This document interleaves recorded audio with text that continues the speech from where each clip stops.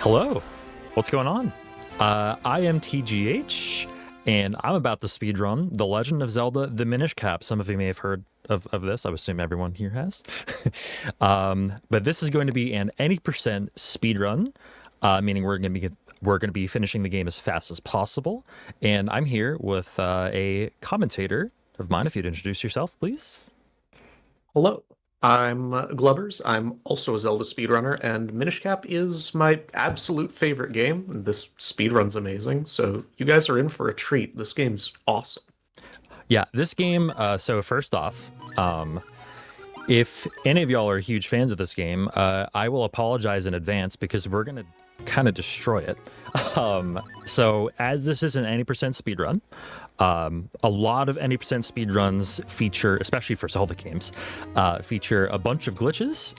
Some of them to the point where the game is like, well, in this case, not really unrecognizable, but a step below unrecognizable. But that's not going to be until later in the run, basically. Oh, right, we have a file name incentive, don't we? Let me. Yes, we do. And the top choice for that was blah. Blah. Spelled B-L-A-G-H. B-L-A-G-H. There we go. Perfect. Yo, thank you for donating to the file name incentive, y'all. Let me just set text to fast and my screen to dark, which actually doesn't do anything significant. It's just my preference. So the first thing we're going to be doing is resetting. We're not going to start immediately, but we're going to wait for Eslo to blink 4 times. I'll explain this. 1, 2, 3, 4. And then start. As it turns out, I can count to 4. Contrary to popular belief, but here we go. So I'm actually performing some RNG manipulation. RNG basically meaning like luck-based factors in the game. There's one value in the game's code that determines pretty much every luck-based factor in the game, and we are manipulating that currently. There are parts of the game that are very easily manipulated. And yo. Yeah, if you don't mind, real quick, we have a little incentive happening during your run here. So, thanks to the Deal or No Deal game that we just saw, PC or our sponsor here is going to be working with us, getting $999.99 from Deal or No Deal, right, to the charity. However, they have decided to make this a little game of their own. Every time that you, the viewer, donate at donate.zeldathon.com or zeldathon.com/donate, every dollar that you give, they're going to match up to $999.99. So much so that anytime you make a donation right now, let's say again, you donate $1 or $5, they will go ahead and match that immediately, that second, with an additional $1 or $5, depending on what you're getting. So, get those donations in now. This is only going to be happening during this run, so make those donations count. Hit up donate.zeldathon.com. Yeah. And if I'm not mistaken, too, we have some incentives during this run as well, as far as making me do stuff. If you'd like to explain a little bit about that, Shadow? Sure, yeah. So as you see on the screen here, friends, we have ourselves a couple different incentives. If we hit those different amounts here, I think we set them at 6,700, 7,000, and 7,250. Our friend TGH here will be putting on a nice little hat stack. Classic Zeldathon play here. 3 different Poke Hats, which we are going to leave which Pokemon they are up to the imagination until you see them out there. And then at $7,500, we are going to extend this run by seeing some wonderful glitches. Do you have any preview for that, TGH? Well, I mean, this run is full of glitches. There's going to be one glitch in particular, though, that is going to be like the stem of all of them. And that's something called Ocarina Glitch. I'll get into that once we actually get there. Yeah, the Ocarina is the most broken item in this game. Also, I definitely was caught off guard by Zelda just yelling blah at me when I exited the house. There will be a couple of I think Eslo says your name a bunch in this run as well. She just yelled it at me again.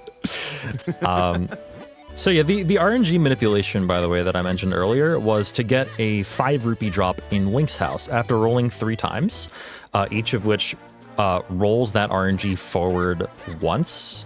After rolling 3 times, that was a guaranteed rupee drop. So normally that is a luck-based drop, but we were able to manipulate the luck in the run, or in the game rather, to force a rupee drop there. And, we just got another donation as well. There's a lot of, honestly, we have a lot of time to, in this early game to thank people for donations. So thank you very much for that one as well. Yeah, that was $200 from Phoenix Roseblade. Thank you for your donation. And because of that, it was matched up with additional $200. So we are already at $58.68. Excuse me, princess. So does that mean I'm putting on a hat already? You are getting real close. Our first one was it's going to be at $6,700. So we are less than $100 or less than $1,000 away officially now, which is going to go by real quick. I see them on the screen now. Okay. All right. Cool. So I will know for sure when it happens. Well, if I manage to pay attention to it. There will be parts of this run where I will have to focus. Well, I mean, wish me luck focusing during this run. But yeah. By the way, what are these things? I get that Vadi breaks the sword out of the chest and releases those guys, whatever they are, whoever they are. You never see them again in the run. You never even see them again in a glitchless run. So who are they? What do they do? Go gambling. Aw, dang it. They're gamblers. They're gamblers. Well, now we know why they were in the chest. Anyway, all right. So we wake up, and the king here is a huge fan of a certain boat in another Zelda game. Hey, there's my King of Red Lions impression. Yeah, so lots of early game stuff here. Once again, you're going to see this run progressively get glitchier and glitchier as it goes. There really are no major glitches until we hit about the middle of Cave of Flames. So just keep that in mind. It's going to look pretty clean up until a certain point. But yeah, the fastest method of movement is going to be rolling for actually most of this run. Oh wait, does the stream say donation? It does right now say that donation. Wasn't my okay, so people who know of me, I just hope you know that's not my fault. That's not my fault, I promise. And for the record, it's not my fault out there, Chad. I know, I see you too. Hey, me, all right? I'm running the incentives, I ain't running that thing, all right? By process of elimination, that makes it my fault. How dare you? I'm sorry. Donation and well, so yeah, the fastest. Sorry. Go ahead. I was just gonna say the fastest method of movement is rolling, and I don't know what I was gonna say after that. So go ahead. Well, we have 3 donations coming in here. We got 777 from somebody who wanted to go gambling and knew they weren't gonna do so well because their comment is "aw, dang it." We have 927 from Lordly Hours saying Bigsy's cat rotation intensifies. And Heroes with 560 saying, let's go Minish Cap with everyone's favorite non-Ganon baddie, Vadi. Oh, Vadi's amazing. Vadi is the best villain. That's my hot take. Vadi is great. Eslo is great. This game is just great, honestly. Eslo's my favorite companion in the franchise as well. Here he is, by the way. Speak of the devil. Speaking of which, by the way, E. Any E fans out there? E. Can we get some E's in chat? I would love to see just a flood of E's in chat for Eslo. I can't go that high pitched, unfortunately, but there we go. Very nice. Yeah, who doesn't love a companion that's also a hat? Nintendo seems to love them, at least twice. I hear that you have a few companions that are hats. Who knows? By the end of this run, I might have some IRL companions who are hats. Let's just say that because of the hat incentives. Speaking of which, friends, we've hit over. Oh, we're just knocking on the door of $6,000 even. Thanks to this donation coming in of $25 from Waddle Mimir. Thank you very much. Yo, thank you so much. So the first real trick of the run is something that I just failed, actually. Early lily pad is extremely difficult, and I never really expect to get it, but it's something that you might as well try for. You don't lose any time to miss it. So, but here we are in Minish Village. By the way, something I haven't mentioned yet is that we are playing in Japanese. Japanese text is faster, and it's just the fastest version of the game. There is one trick that is the fastest as well in Japanese, but manipulations are faster. Just everything in general is faster in Japanese. So we play in Japanese. In fact, lots of Zelda games, especially like classic Zelda games, are faster in Japanese. Link to the Past is another one. Link's Awakening and Link's Awakening DX are more games that are faster in Japanese. That's a very typical speedrun thing. Yeah, I love how just classic games, Zelda games, all games, just end up being in Japanese, usually because of, like, first versions of the game, or just text reasons like we were talking about. There's a million reasons, just all Japanese around. Then you see them today, and it's like, alright, we're playing in Russian. Or in the case of Link's Awakening and Echoes of Wisdom, we're playing in German today. Oh, who doesn't love the German language?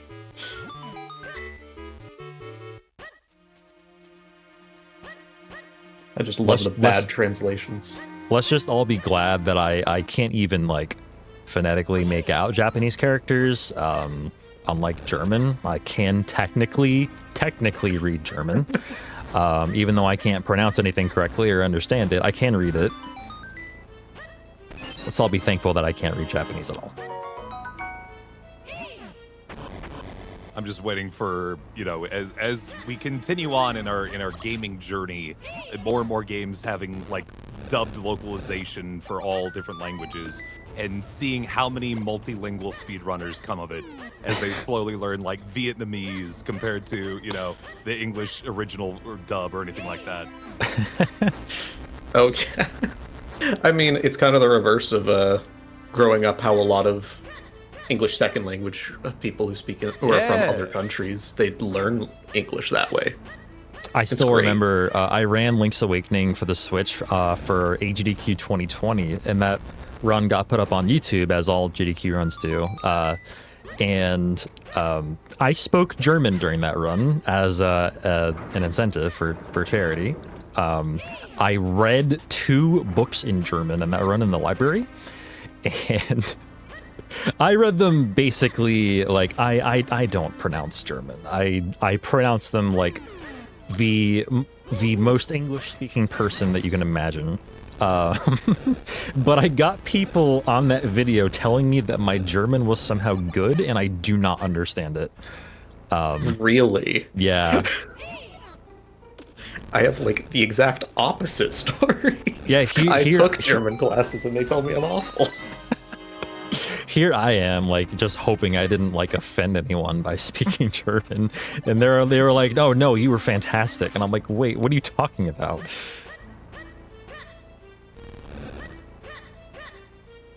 By the way, got another $18 from Alan Michael. Thank you very much for donation. And to remember, folks, that we have this current incentive going on, thanks to PC Part Picker, giving us a match up to $999.99. So every dollar that you give right now is another dollar going to Charity Water. Keep those donations coming in. Donate.zeldathon.com. Get on over there. And hey, we hit $6,000. Yo. Thanks to that donation.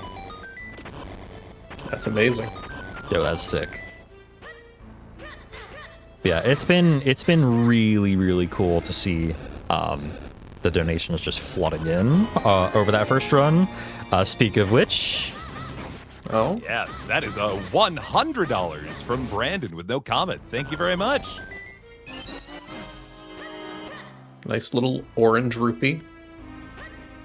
And I will debate anyone who says it's not an orange rupee. And to note, that brings us less than $500 away from our first Pokey Hat incentive. Oh, boy. Just to play that out. Yeah, so it's coming up quick. Ooh. I don't think there are orange rupees in this game, actually. Here's Matterpillar. Matterpillar is certainly a mini-boss.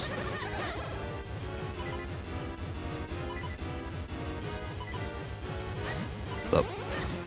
Okay. I'm probably going to grab some health out of here just in case. Typically, I would go ahead and just play with one heart, but I would really rather not die in Deep Witch Rhyme today. So we're just going to grab, I think it's this pot, actually. Yes. I like that syncing up with the heart. Yeah, grab. that was really good timing. I was like, wow, that sound doesn't usually play when I get a heart. Wow. That, by the way, is $99.99 from Pope of Bacon, with no comment, but bringing us up to $6,400 for charity water. And to note, friends, we are now approximately halfway through this matching pool. Now, this matching pool only works during this run, so please keep getting those donations in now. And they're doing amazingly already. They're well on their way. Oh, yeah. Yeah, that actually to note, too, if we want to see that glitch exhibition, we do need to hit $7,500 within about an hour 15 from now or so. That's a new one. I've not heard that one before. But hour 15, friends. Yeah, keep that going. Yeah, so this run, if nothing completely disastrous happens, should be about an hour and a half. This is a 2-hour slot, however. So I do have a glitch exhibition planned if we do meet that incentive, and that should take us to the 2-hour mark. So, but essentially, I would say you have until about an hour and a half into this segment to hit that glitch exhibition incentive. So... And take it from someone who's seen them, the glitches in this game are... You don't want to miss them. You guys absolutely don't want to miss them. These are going to be great. And I promise see some of that we'll get to them about 40 or so minutes into the run. Until then, though, we have some nice, like, cleanish gameplay. So far, this has been pretty vanilla stuff so far. We're about to fight Green Chew, which is basically just a regular Chew monster. Is that an airplane? Yeah, that was like, I was like, what? Like, what is flying above my house right now? That was the sound that happens when somebody donates $321.00, like Fire Chris did just a moment ago, which brings us over $7,000 now raised for charity water, which means that we have now crossed both the first Pokey Hat and the second Pokey Hat incentives as well. Okay, give me a minute. After I beat Green Chew, I will put 2 hats on. Wow, that's incredible. Thank you so much. Thank you for making me wear hats. I like wearing these hats. You'll see them in just a moment. Heck yeah. We got also $5.01 from Ziamite saying, let's match this goal, y'all. Nice. This is one of my favorite parts of Minish Cap, just thematically, is like, all right, what's the boss of the first dungeon? It's going to be something interesting. Zelda's known for its random, crazy out there boss. It's like, this is a Green Chew. It's not even a big one, it's just a regular one. Okay. So, hat number 1. I have time here. Hat number 1. We got Eevee. Ooh. Eevee's winking, too. There we go. Hat number 2.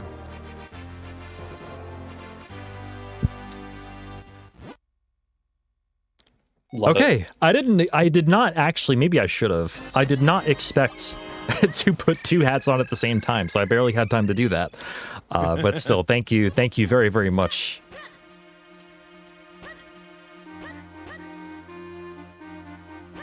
It's actually the very rarely known Pokemon, Pikachu. One of my favorites.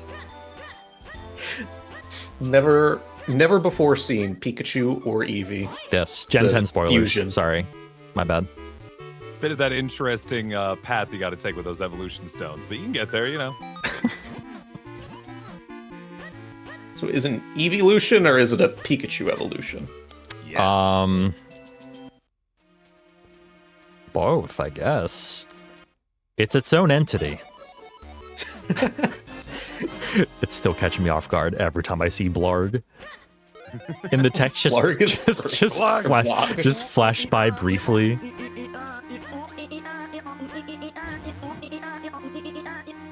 What is that sound effect from? It's a not relatively done yet. recent meme about like a little cat just scatting away. That's a cat? It's. I don't think it's the sounds of a cat, but it is usually played over a cat. Oh, I think I know the videos I mean, actually.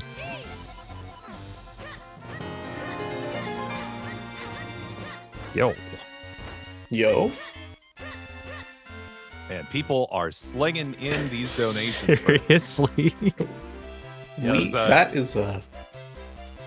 hefty amount here. Did it just get met? Like, I think everything just got met. Yeah, everything Yeah, at 7,500. everything just got met. So, Yeah, you're right. momentarily, by the way, we're not fusing with the hurdy-gurdy man because I don't talk to strangers. Momentarily, I will be putting on the Snorlax hat. Are you telling me Excuse- you can't trust a hurdy-gurdy? No, well, I don't talk to strangers. Excuse me, though, as I talk to this stranger. I'm going to be learning a sword skill from this one, and that's cool, right? So, oh, I said no by accident. Whoops. It's not a stranger, that's Legolas Who? from Lord of the Rings. Legolas. Oh. I thought you were saying not his Lord of the Rings actual guy. name, and I don't know what his actual name is. I don't know what that guy's name is. He's the ha guy. That's all I know.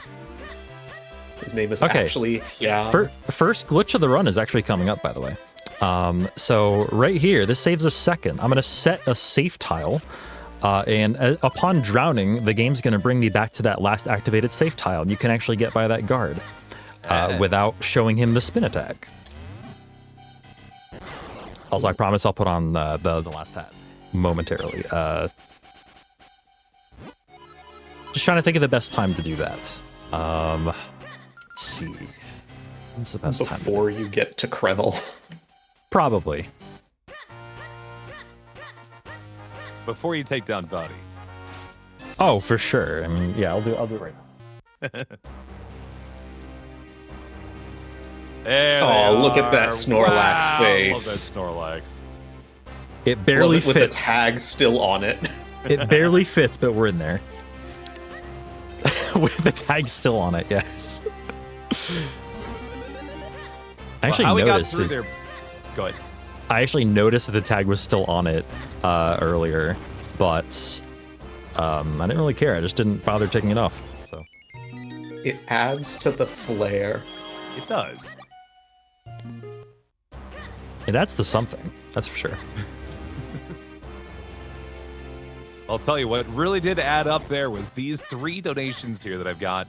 We had $92.70 from Quagsire saying, let's go PC part picker, who Yep. then must have heard that exact thing because they threw in then their $999.99 from the Deal or No Deal game, saying Doug won this in a game of Deal or No Deal. So thank you very much, PC part picker, for all of that wonderful cash. And Doug the Redbeard with $200, capping that off and now bringing us up to just over $7,500, which means that the glitch exhibition will be happening at the end of the run. Yeah, thank y'all so much for making that happen. I'm super excited to show off these glitches to y'all. Yeah, this is going to be great. It is well worth it. Well, we're gonna start showing off glitches in reality during this run. Just no glitches have actually happened yet, besides for the guard skip, which was very minor, relatively. It only saves about a second, but yeah, the glitches that we do later on are gonna save minutes upon minutes upon minutes upon, like, you know, and we're gonna be skipping entire segments of the game later on, so Buckle your seatbelts. But meanwhile, we're just like cruising up Mount Kreml right now. Again, playing the game pretty much as intended, just as fast as possible, or as fast as I possibly can right now.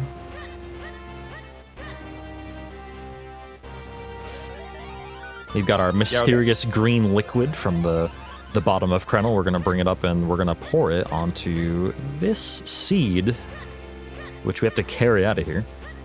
Yeah, what is that green liquid supposed to be? Do they ever explain that? No. I don't think Great. so. Just like the gamblers from earlier. Maybe that's where they went. You gotta be a gambler to experiment with green liquid, that's for sure. I personally wouldn't. Okay. It looks like I'm missing the seed as well with the water, but I promise you I'm not. There we go. Maybe the seeds are just gamers, and that's the Mountain Dew. So here's not really a glitch, but it's just more the way layers work in the game. That mushroom is actually quote-unquote accessible from the lower quote-unquote layer that you saw me do it from. That's just taking advantage of the fact that both of those things are actually on the same layer. Because of the limitations of the GBA, they couldn't actually emulate height. So they just kind of do it like that. I need to equip bombs. What am I doing? Here we go. Too busy talking to menu. Of course, the number one goal on Mount Kreml is to not die. Not dying can be kind of hard on Mount Kreml. There are no real safeties. I've played it maybe a little more aggressively than I should in this kind of setting, but like I've damage boosted through holes with my own bombs, and, which deals half a heart each time. Thankfully, it's only half a heart and not like Link's Awakening Switch, where you deal 2 hearts to yourself. But fine, we're gonna. Those are the only boulders we'll see. time for me to be a rock whisperer. Maybe.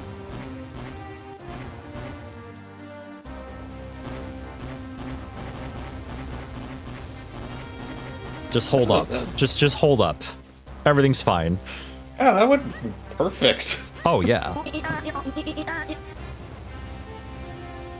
And the cat thinks so too.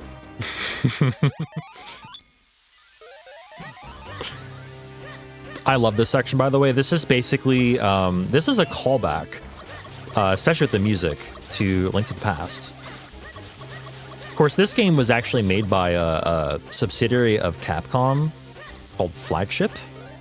But yeah, this particular area right now is definitely a love letter to Link to the Past, the opening segment of the game where you're leaving your house for the first time in the rain and this music plays. This is a remix of that song, too.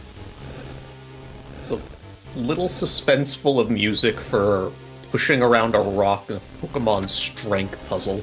I think it's perfectly fitting. I don't actually. I'm joking, but it's a nice little callback. Oh yeah, that's what I love about a lot of just this era of Zelda game. Will call back to a lot of the earlier ones, and recently Nintendo just does a lot of callbacks in Breath of the Wild, Tears of the Kingdom, all of that having references. I just love how this franchise does so much of that. Yeah, even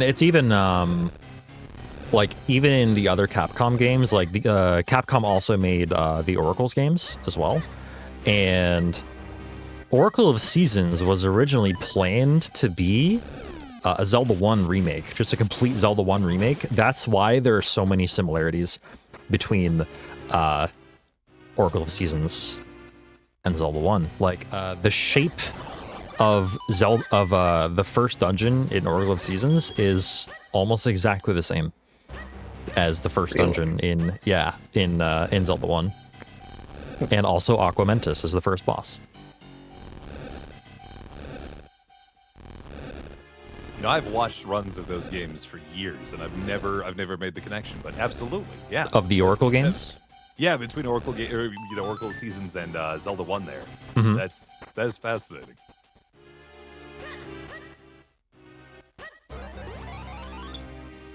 By the way, we got Thankfully- ourselves... Go ahead. I was just gonna say, thankfully, Dungeon 3 does not have Manhandle, though. That would be Dungeon 6. Yeah. Okay, we made it. We made it to Malari Mines.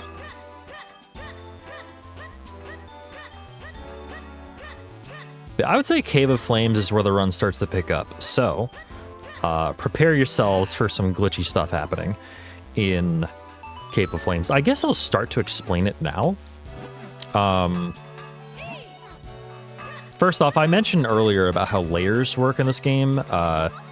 Basically, there is no height, essentially, to the floor. There is just one layer that is sort of separated. So, like, for instance, by climbing up this ladder, I go from one sort of, like, quote-unquote layer up to another, but it's actually just all the same layer. What's actually happening there is I'm going through a barrier, essentially. Like, it's separated by a barrier, right? And I'm going up the barrier by... Or I'm basically going through the barrier by climbing the ladder. So what is actually the best way to explain this? Think of, like, an area where you can jump down as a one-way pass-through, right? So that is essentially a one-way pass-through barrier that Link, quote-unquote, just jumps down from when you want to jump down from it. But in reality, the floor and the place above, like where the raised ground, are actually just on the same elevation. However, we can take advantage of this fact. Yeah, there it goes. Sorry, it's also really hard to talk and play this game at the same time, especially talking about technical stuff. But yeah, just know that we're going to take advantage of that fact that everything is basically on the same layer later on, including in this dungeon. So the first thing we're going to do, however, and we're coming up on it fairly soonish, is something called diagonal angle retention. So Link can face one of 4 ways in this game at any one given time, and that's visually represented, right? But it's actually not true. So Link can face one of 4 directions visually, but he's actually got 8 different ways he can face. He can face diagonally as well. It's just not visually represented by Link's sprite, right? And it also just so happens that when you push or pull something in this game to move it, it really only just looks at Link's angle. So if you have a diagonal angle, guess what happens to the thing you push or pull? And we use that in this room right here, up on the top segment. So that block with the chest that you see over there is going to do some crazy stuff for us right now. Yeah, this is where the magic starts. Yeah, so the way I get a diagonal angle, by the way, is by jumping out of the hole that's on this side of the room, or the other side of the room, jumping out of that hole, holding down right. Simple as that. And then I do some stuff to maintain my angle, and the block goes like this.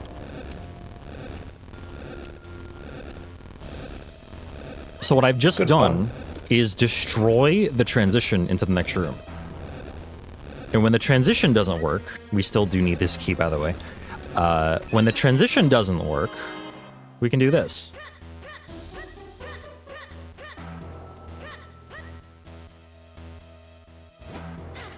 And go out of bounds and skip a few rooms. That's a relatively small one. That is also pretty easy to soft lock doing. So, yes. Very nicely done. Yeah, it's a certain amount of rolls, and honestly, like, there is a little bit of out-of-bounds movement in this game, all of which involve me just rolling a certain amount of times to know where I am. If at any point I lose count, that's bad. So I need to be able to count to 7 there, which is pretty difficult. But anyway, we're about to do that trick again. Except this time, we're going to take advantage of the way layers work in addition to that.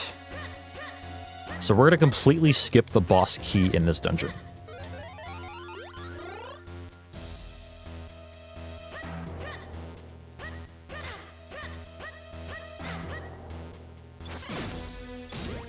Would this be all right time for me to knock out a couple donations and talk about a little prize giveaway thing?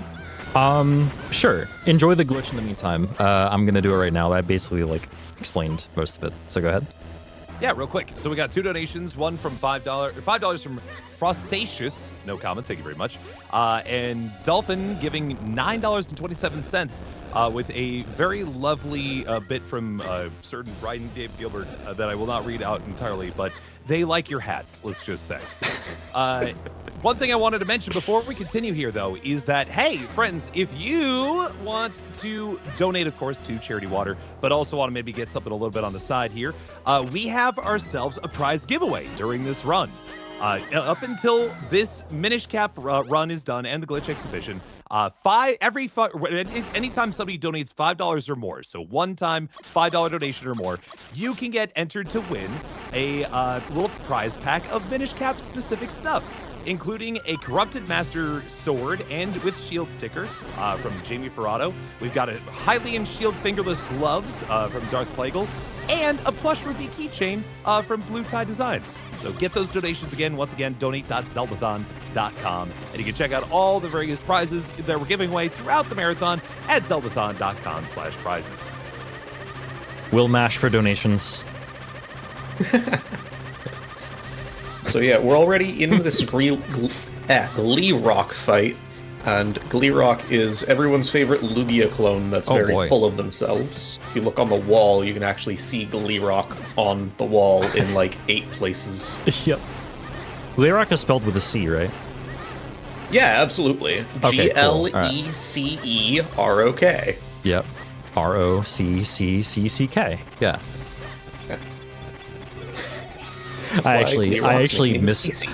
I misspelled his name in my splits. I have a split called Enter Gleerock, and I still have not fixed the misspelling. Even though I know it's there, I still haven't fixed it. He's not going to turn towards me. Oh, that's unfortunate. Oh, what? How did you... Okay, whatever. Whatever, that's fine. Alright, so that's Gleerock, and that's Cave of Flames. Yeah, here is where the run starts to pick up. So, what I'm gonna do after this, to leave, after I, like, go get the fixed sword from Malari's Mines, I'm gonna do a trick called Chronoclip, which is gonna allow me to do a couple of different things with significance to the run. One, it's gonna allow me to get down to the bottom of the mountain very quickly. And 2, it's going to allow me to actually skip a cutscene, which also serves as a trigger for other stuff to happen that we don't want to have happen. So ordinarily, in order to reach Grilby Highlands or Western Hyrule, you need the red sword to clone yourself and push a block to the side to, like, get there, right? But if you do this, you don't need it. You can, like, basically Chronoclip involves a lot of out-of-bounds movement after the execution of the trick. But the first thing we're going to do, once we leave here, is we're going to do something called Bottle Glitch. I bottled a fairy right before I entered the Gleerock fight. This one. And what I'm going to do is I'm going to use that fairy, but also read a sign to interrupt the usage of it. And that's going to give me invincibility and the ability to just walk through enemies, which is pretty important for this. The invincibility also matters because we want this rock beetle to sit on us, essentially. Right here, there's a 2-pixel window to stand on the Y coordinate there. And I'm also manipulating my push counter as well, so that when he sits on me, that happens. I forgot to go wee. Whoops, sorry. You can still say wee. Wee. And so now I'm doing more out-of-bounds movement to get down to Grilby Highlands. But wait, where's Link? Oh, there he is. Hi, Link.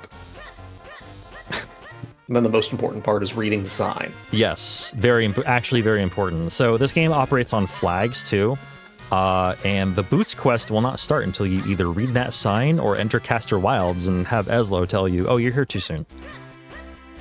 But reading the sign is faster. I hate the postman. He's very good at getting your way. Okay, so here we have the Boots quest. You cannot navigate through Well, you technically can, but we don't want to.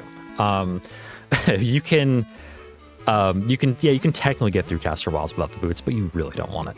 You don't want that. But yeah, we want the boots. So here begins a long quest to go grab the mushroom and come back and wake up the shoemaker. Now, the real question is, can you beat the game without the boots? Yes, you can. All right. Wonderful. I hate it. It's only faster for like tasks though, I think. Oh, I was thinking low percent. Task can do it.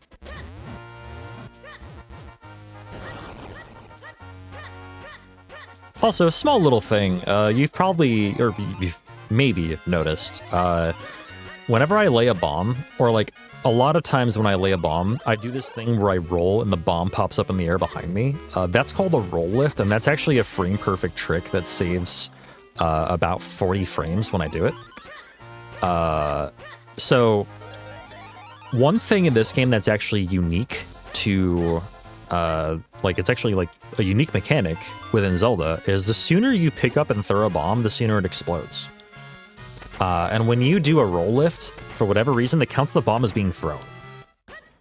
So it saves time to, and if you fail a roll lift, they are kind of difficult to do. If you fail a roll lift, wow, I've never got caught in there. Picking up the bomb and throwing it is actually faster than just letting it explode on its own.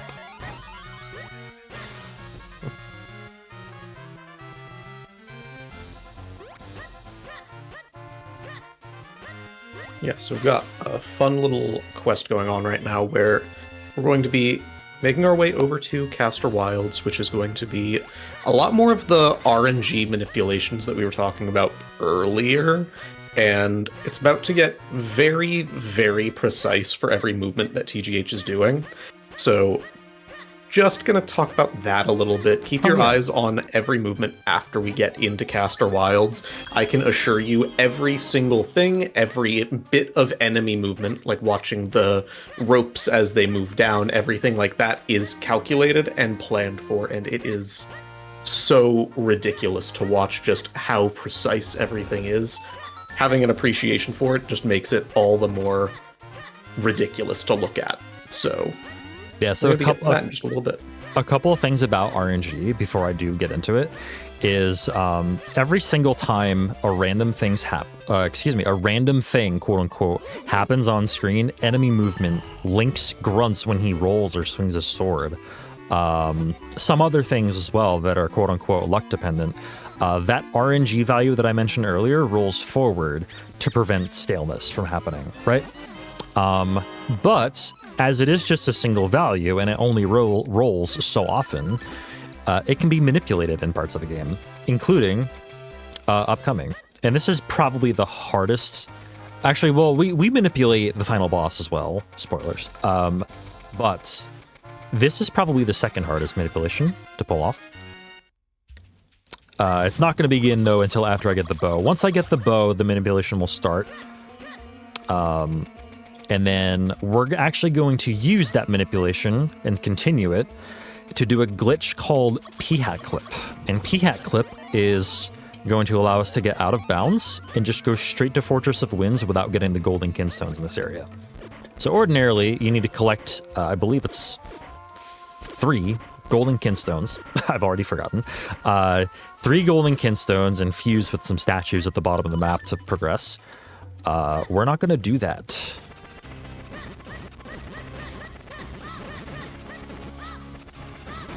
Not a bad boat fight. Meanwhile, at the same time, we're going to manipulate for some green kinstones, which we need later. Because we do some fusing in this run. All right, here we go. So that sword slash was also to manipulate RNG there, and that slash requires a specific timing as well. Actually, yeah, we're good. So I'm rolling at specific intervals right now to manipulate this P-Hat to be in a grabbable place right there. and we're just going to bully this P-Hat a little bit. We're going to bring this P-Hat over to the bottom left-hand corner of this little arena right here. And remember what I said earlier about layers? It turns out that the bridge that I was just standing on and the part that I'm standing on now, now we're out of bounds, are two different layers, and the P-Hat helped me to actually transition, or not transition, between those two layers seamlessly. So I essentially avoided the tile that's supposed to transition you between layers there. And so none of the collision that's actually on the main layer there applies to us. So we can just move through everything. Hit the loading zone, and now we are in Fortress of Winds. Yeah. But wait, there's more, because I did soft reset and we're back on manipulation. So we're in here with the green sword, which is kind of a problem, because you need the red sword to clone yourself at all. And this dungeon requires you to clone yourself. However, we have the power of cheating. Because we use manipulation to bring this Armos over here so that we can clip in to that dead Armos and pull the lever back. Ordinarily, you have to clone yourself, go all the way up to the right to become a Minish, and then deactivate that robot so that doesn't Armos, so that doesn't happen. They're basically robots. Okay, I got an extra sparkle from that Kinstone there, so I know I'm one ahead on RNG, so I need to save a roll. Because rolls advance RNG forward by 1, so I'm just going to not roll into that room. Ordinarily, I would, but I can tell by the Kinstone sparkles where I am in the RNG. Just going to do some damage boosting here. So all 3 of these dust kicks should be on the right side, and they were. 2 rolls. So next step is to manipulate this Dark Nut to charge at us, which is the fastest possible RNG, and also to make it drop a green Kinstone for us. By slashing 2 times after the fight, there we go, there's a green Kinstone. So that manipulation's over. But we're not done doing manipulation in here. We want to manipulate that same Armos once again, the one that we used to actually clip us in. We're going to manipulate it one more time, except we're going to have it clip us another way. Very versatile Armos.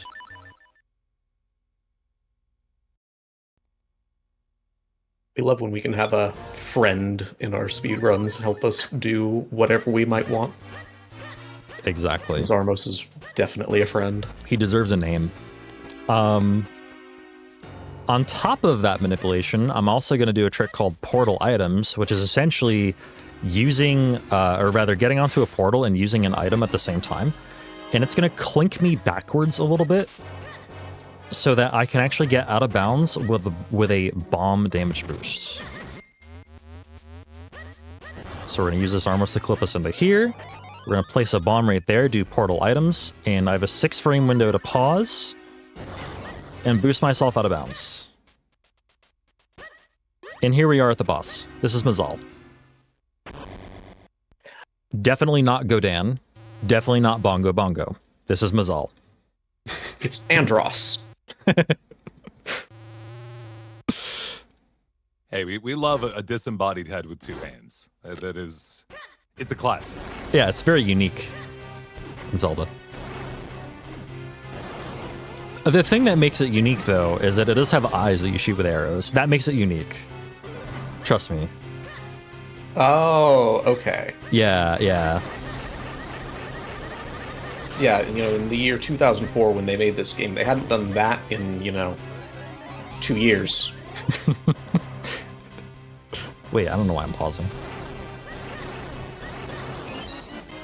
Alright, so I'm going to take a little bit of intentional damage there. I do want to leave this fight with half a heart.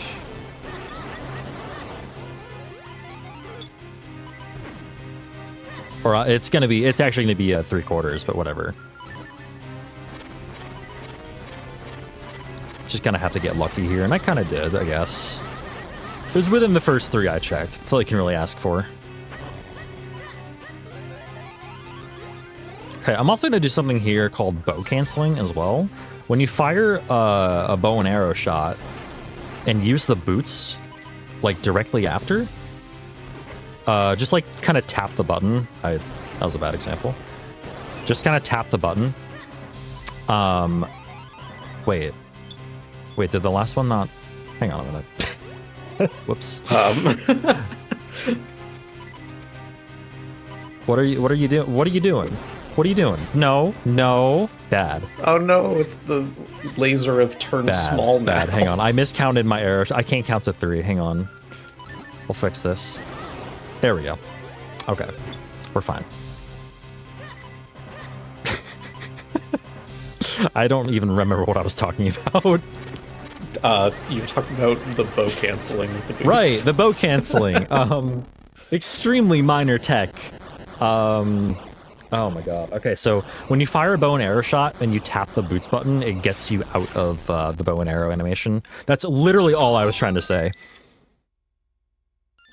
Look, hey, that was just you getting down to the half a heart you needed to get to. Yeah, exactly. I'm kind of glad I had more health than I needed there. To be honest, that would have been kind of bad.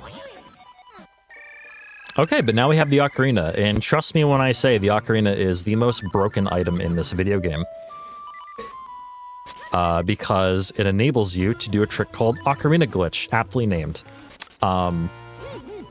So basically, when you enter a doorway that leads to another area and play the ocarina on the same frame, it makes some weird stuff happen.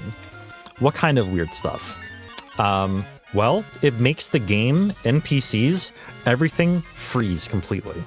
And it also puts Link in a state where he can do some things that he cannot normally do. That's the simple answer. The more complicated answer is that it kind of depends on whether or not you've stayed in the same room or left the room. Because there are 2 different applications thereof. So, in short, cool stuff. Cool stuff, yes. Here's where the run really takes off. As we fuse with the Tingle Bros, because we want the magical boomerang to do more broken stuff in Temple of Droplets. Let's just say we don't really do Temple of Droplets. But instead, we do this. This is essentially the dungeon that is Temple of Droplets. So right now, I'm going to do my first Ocarina Glitch. But in order to do my first Ocarina Glitch, I need to open this door. Which is more complicated than it sounds, because I need to die and open it on the same frame. I have a fairy in my inventory, so I'll get revived. When I'm using Eslo, there's like buffer frames there. And... please. I hope you like my song. But yeah, that's Ocarina Glitch. You see how the explosion stayed in place? That's how you know you got it. And...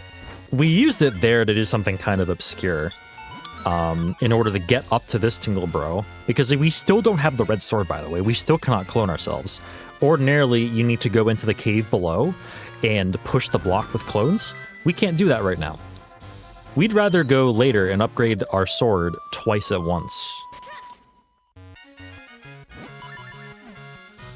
So we did something there called Portal Jump Storage, which is really going to come into play during the glitch exhibition later.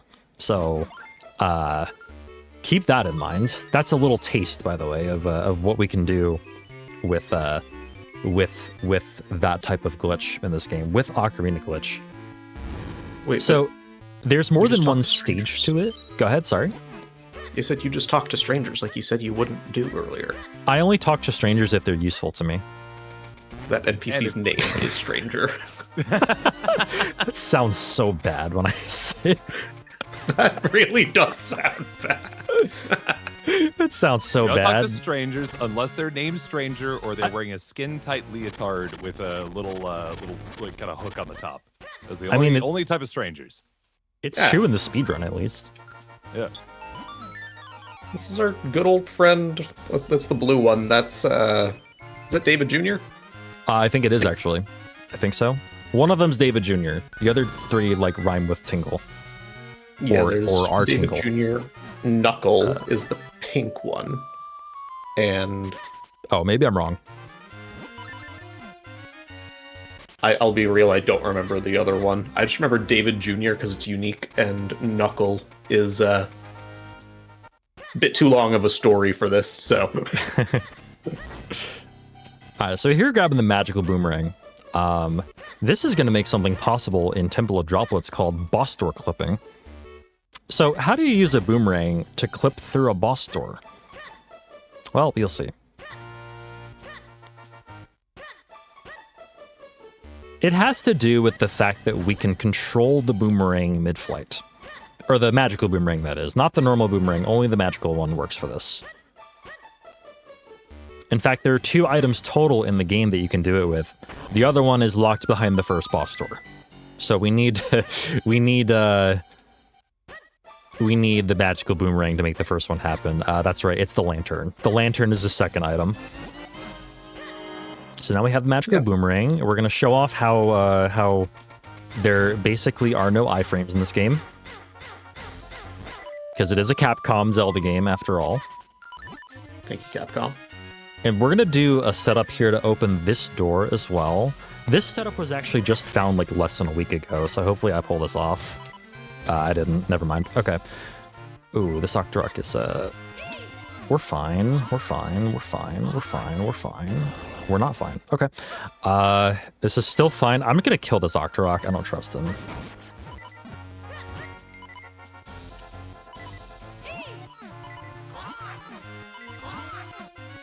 There we go. Okay. So now we go... You know what? I'm gonna save just in case. Okay. Alright, there we go. So there's the other Ocarina glitch. And we can use that to run on water. Because another byproduct of Ocarina glitch is that the game doesn't check to see what type of tile you're standing on. That includes water. At least not until I roll. When I roll, the game is like, oh, we gotta update Link's standing tile. And, like, you know, react accordingly. But until we roll, the game's like, oh yeah, you're just standing on grass. That's fine. We're gonna use that here too, or it's just gonna be like a byproduct of our movement in that last room. But we're gonna perform Ocarina glitch right there. That was a lot cleaner than the other two. And so see, I can just run on holes as well. This is stage 2, by the way. So when I transitioned from the bottom layer to the top quote unquote layer there, it didn't update when I went back, which made me able to just run through the wall.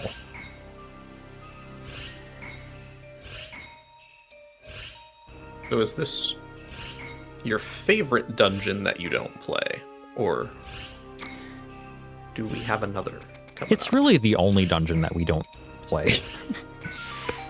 To be honest, like every other dungeon, at least we play the majority of it. Definitely not the case with this one. Fair enough. Yeah, Maybe there's a lot. you can say maybe the opposite for Fortress of Winds, but yeah, this is a boss door clip. So since I was controlling the boomerang, the game's like, oh yeah, we're just not gonna transition you through the boss door. Like, why would you want to do that? So we can go out of bounds and get to Blue Chew, which is the mini boss fight in this dungeon, or one of the couple of mini boss fights, quote unquote. I don't know if y'all count Scissor Beetles as mini boss. Actually, there's Matterpillar appears in this dungeon. I forgot about Matterpillar, the double Matterpillar fight. So this is effectively the same as Green Chew, except way different because of this electricity. During his like electric frenzy there, I don't know what to call it, his electric phase, he's impervious to the gust jar. So we just have to wait a little bit to start sucking with the gust jar.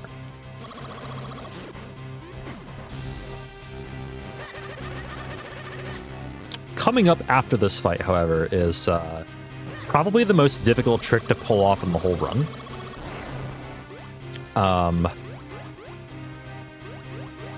We're going to clip into the boss room. We're going to clip into Octo's boss room. Using super janky ice physics. Ooh. Everyone's favorite thing in the world is janky ice physics, right? Everybody hates ice physics, yeah. but this clip would, or at least the way we do it, would not be possible without ice physics. So,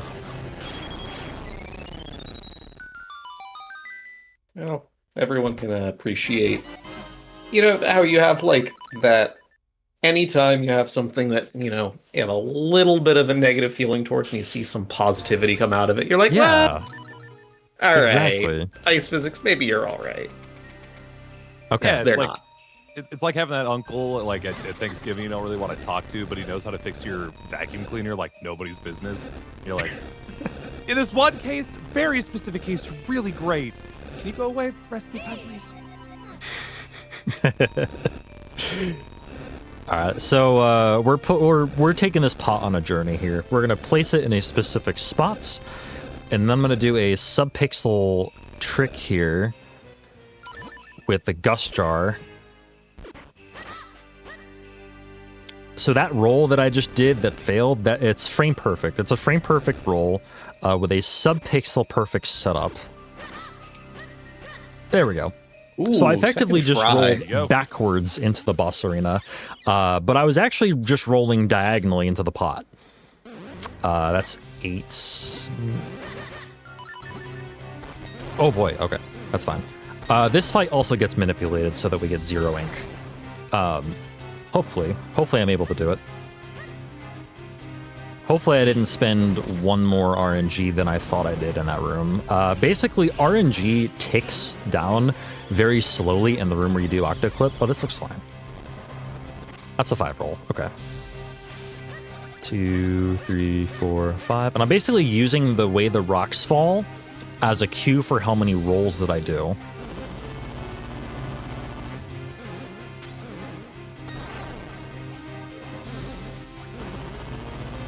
The pattern here is always the same, so I know exactly what he's going to do.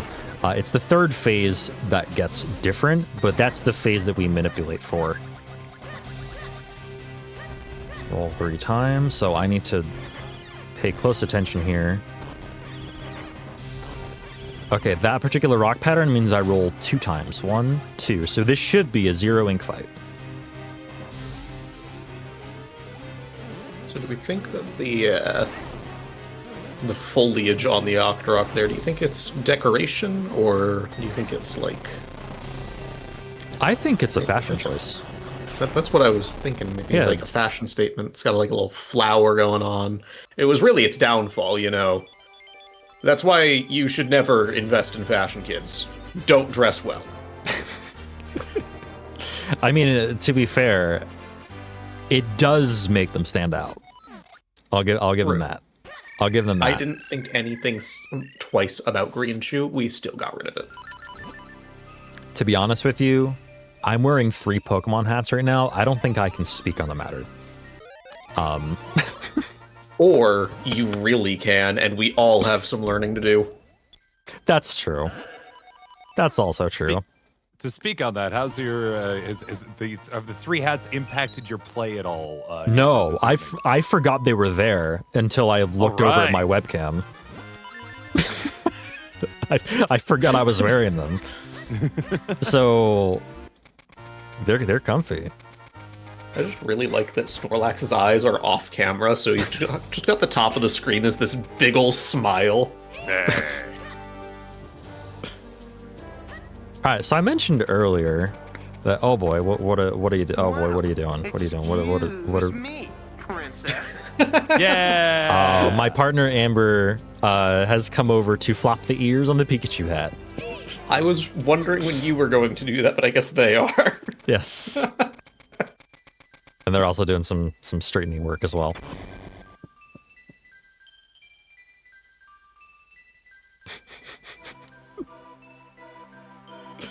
Wonderful. Now we can see 2 smiles. One very small one and one giant one. Thank you, Thank you, Amber. dear. You're welcome. Perfect. Doesn't really I mean, yeah, it's like underneath the. Yeah, there we go. This one works. Oh, love it. Fighting a Snorlax there otherwise, yeah. It's like Snorlax's hand, kind of, if it were yellow. Okay, so we're actually going to upgrade our sword twice here, like I mentioned earlier. So we're upgrading to the red sword, and then we're saving and quitting to essentially make the game think that we left the room, so that we can do a second upgrade. But first, we need to do this. Oh, the Legend of Blah is an interesting one. Oh yeah, it truly is. Best spin-off. Would this be a good time to catch up on donations, do a little housekeeping? Absolutely. Absolutely, yep. Let's do it. All right, so we got $5 from the Leaf Thief, no comment. Thank you very much for that. And $10.59 from Pengu, saying keep up the good work. Friends from that raid from Azura Artemis, by the way, thank you very much for coming in. Welcome to Zeldathon Voyage. We're raising money for Charity Water as we play through the entire Legend of Zelda series throughout this week. And if you donate $5 or more throughout the rest of this run, I'll go ahead and bring this actually up over your face here just real quick. We have ourselves a couple of different prizes available here that you can absolutely check out. Including, of course, our grand prize giveaway, $100 or more throughout the marathon, as long as you use the same email on each of your donations. If you get up to $100, you get yourself that beautiful Switch 2 right there.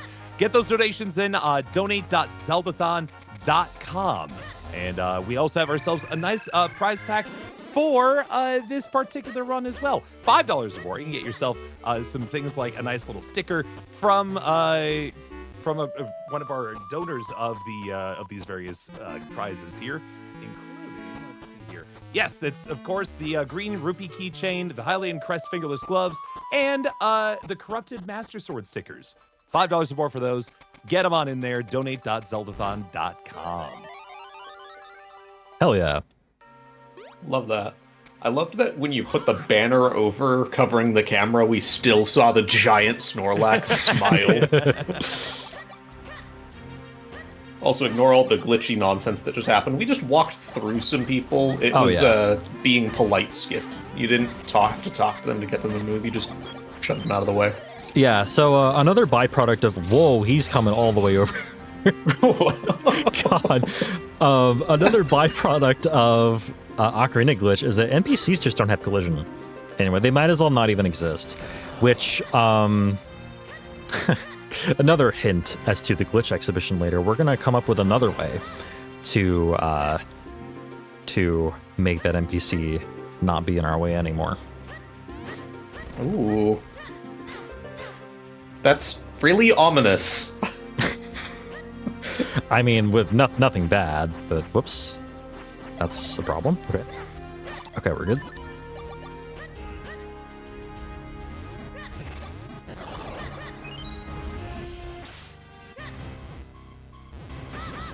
Okay, this fight is really cool with bombs. So just laying bombs at specific times. And somehow still getting that even after screwing up. Okay, nice. Alright, we're gonna grab this heart. Alright, we got the Rock's Cape. Wow, I could not think of the name of that for a solid 5 seconds. Which allows us to jump. Because at this point in the series, we hadn't learned yet that jumping breaks every game it's in Zelda. Actually, in this game, it's pretty clean, to be honest with you, but... Spoilers, they never did learn, by the way. And this is Rock with a K, right? Yes. Also, right here, I'm doing some sub-pixel-specific stuff, aka falling. That was on purpose, I promise. We're going to stand right here, we're going to dash down and hold left, and now we're out of bounds. Nice. So that's called Stair Clip. That's one of 2 stair clips in the run. The other one is in Dark Hyrule Castle.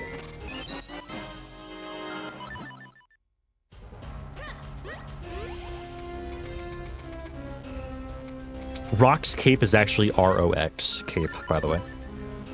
Ah. Yeah. Whoops. Also gonna do a trick if I can here called Whirl Hop, I think is the correct pronunciation. So remember diagonal angle retention? That's back. So your angle also determines where exactly you jump out of a hole there. Whether it be diagonally, which the game doesn't really entirely expect, as you could probably see. And it just kind of ignores collision after that, which works because it allows us to skip a key. And also, that's the trick that effectively makes this dungeon even fun to run in the first place. Like, so we can all thank Whirlhop for that. Thank you, Whirlhop. Doesn't that have a B in it? Yeah, I said verbal hop in my PAX East run, and somebody was like, you pronounced it wrong. So I was like, oh. Okay. I just thought it was like a German W, verbal hop, but no, it's Whirlhop, apparently. But My then the bad. B is silent. The B is silent, which makes more sense, yeah. Yeah. Oh, my favorite. Alright, so So remember, it is just German. remember boss door clipping from Temple of Droplets? We're gonna do that again. Let me just grab this fairy first, though. Because George is a boss. Oh, yeah. The artist's rendition, very generous artist's rendition of Georg here. Why is it a flying manta? I don't know. He's come a long way, though, since the Georg of Majora's Mask. It's just the same one.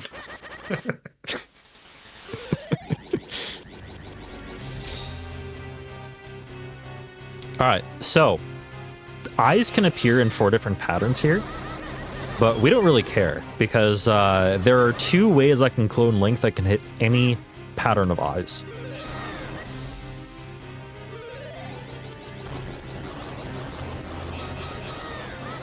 And this is the faster of the 2. As long as I stand like at a certain proximity to the eyes themselves, that collision will work. Like as long as I'm not too close. Also, you can hit these eyes twice with 1 spin, as I did the first time, and as I just did again. So that instantly ends the cycle there. So this is where it gets tricky. This is the tricky cycle right here, because I have to hit the eyes and also avoid these shots, which can be problematic, because the blue Gjord can just fly right through. Like, he can be, like, all up in your business, as the kids say. So... yeah, it's kind of a pain when that happens, but... The blue one's just blue Georg. I mean, what else is he? Blue, like, is the red Georg and the blue Georg? I don't know. Maybe it's Like, it's like a Dr. Harold. Seuss book. Like, Red Georg, blue Georg. yeah. 1 Georg, 2 Georg. It's really hard to say Georg multiple times in quick succession, I'm sorry. Just say George.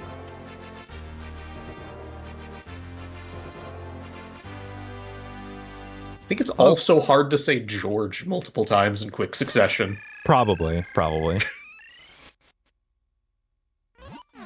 Okay, so that's all the elements collected, which means we can go completely bring the former glory of the Force Sword back to the, I don't know, but basically, we can restore, yeah, here we go. Restore the former glory of the Force Sword.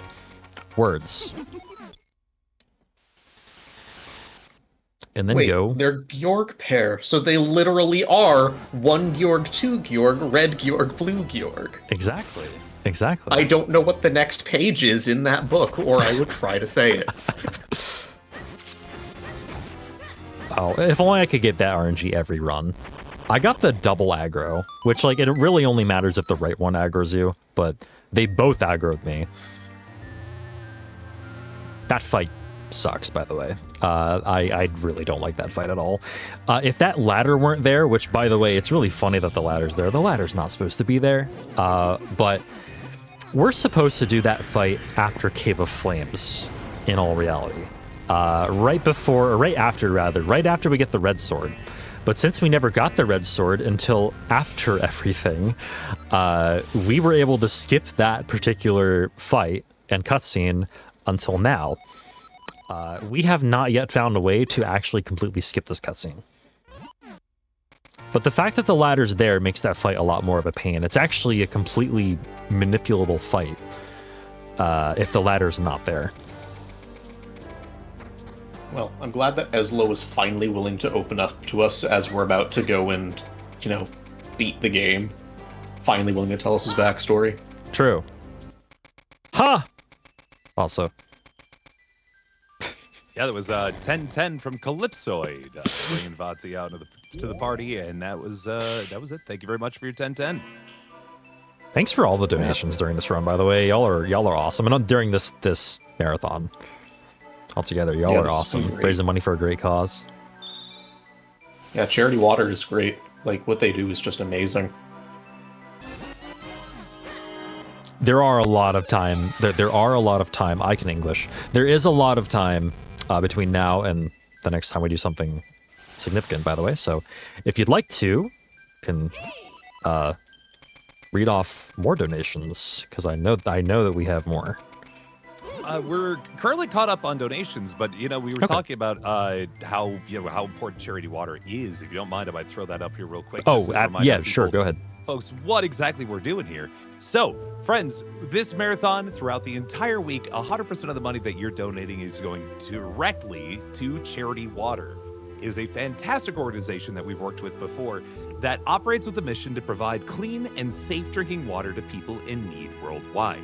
In case you don't know, nearly 1 in 10 people worldwide live without access to clean water. The majority live in isolated rural areas and spend hours every day walking to collect water for their family. Not only does walking for water keep children out of school or take up time that parents could be using to earn money, but the water often carries diseases that can make everyone sick. Providing access to clean water means education, income, and health, especially for women and kids. Charity Water focuses on funding sustainable water projects in partnership with local organizations, ensuring 100% of public donations go directly to these projects. So, keep those donations rolling in, and thank you, Simply Scone, for the raid and all those friends coming in here. Once again, raising money for Charity Water. Go ahead and head over to donate.zeldathon.com to keep getting those donations in. All right, so the first thing that we're going to be doing in Dark Hyrule Castle is something called cutscene walking. So you can actually, it takes a little bit of time for these guys to be freed from their stone. So we're going to interrupt the animation of them being freed with Eslo's dialogue trigger. This saves about 8 seconds, believe it or not. And we are immediately going to be doing another stair clip right here. This one has a much more difficult setup, and also a moblin to contend with. Yeah, he knocked me out of it. All right. Dang it, Marcus. He's kind of rude. He doesn't deserve a name.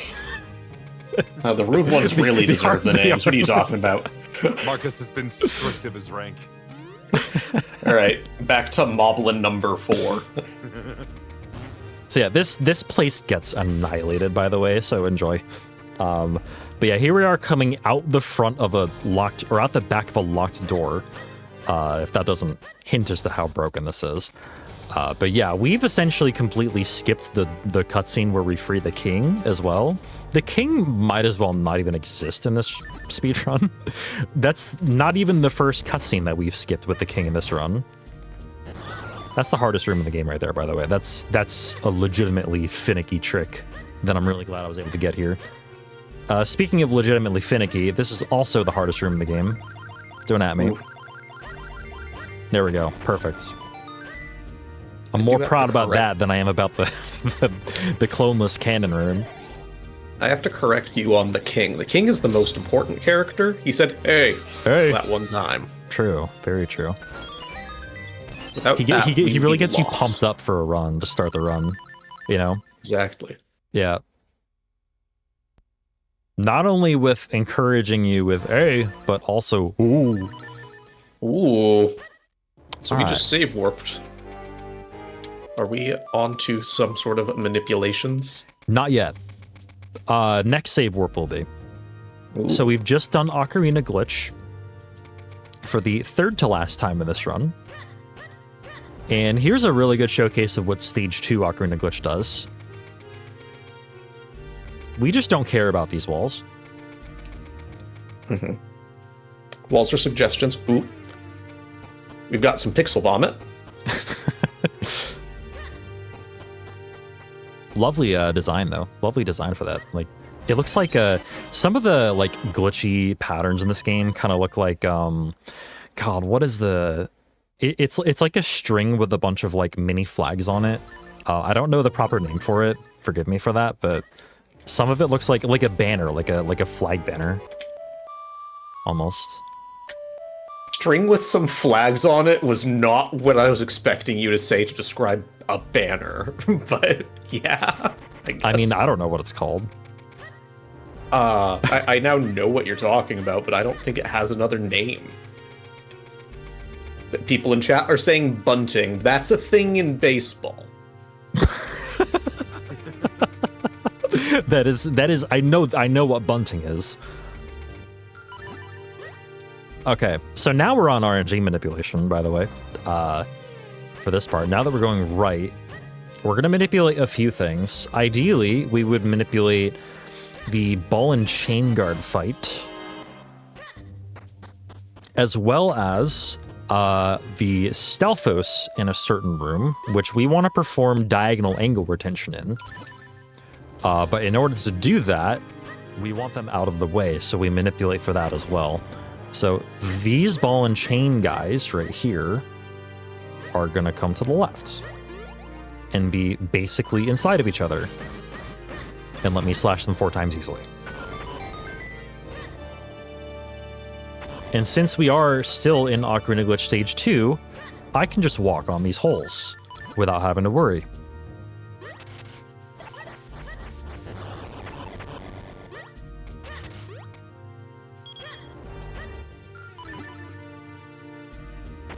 So, walls are suggestions. Holes are also Voids are suggestions. Yes. What isn't a suggestion when it's in stage 2? Oh, am I about to warp on this blue warp? That would be bad if I did. It wouldn't be awful, but it would be annoying. I wouldn't be able to do the last part of this manip. I think I'm a pixel low. I think. Yeah, we're good. Okay. Oh, yep. You're fine. So this red dark nut's gonna charge at me. And all the Stalfos in this room are gonna conglomerate towards the middle right pillar.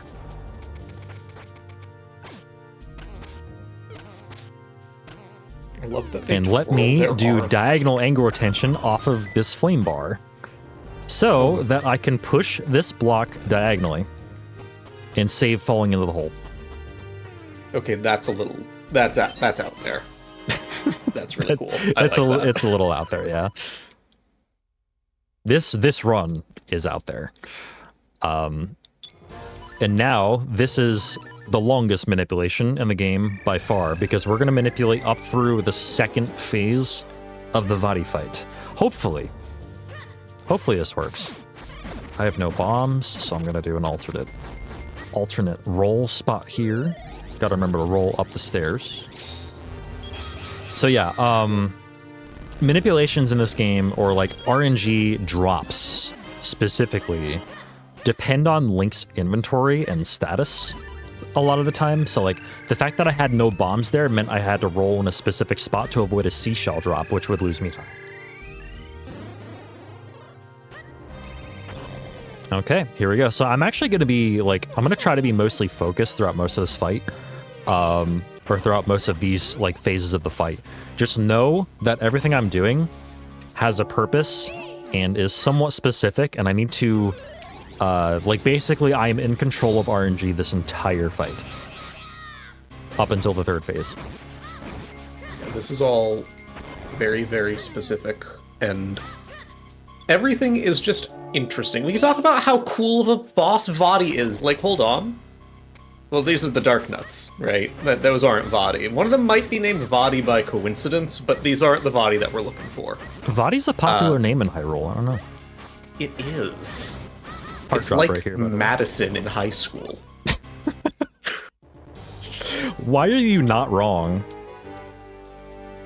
Look, I've My said high at school had a least lot of Madisons. twice this week, and it's Monday, that I have 9 Madisons in my phone. And I don't know why. I mean, They're it's all it's statistically likely at that point that both of them have names that begin with the same letter, or last names that begin with the same letter. That makes it even more is. confusing. That's why one of them is Maddie, and the other one's Madison. Similarly, though, that's why we call them Vadi, and I was honestly trying to abbreviate Vadi to Vadi there with, like, Maddie, but that doesn't work. Vadi with a Y. Vadi. Where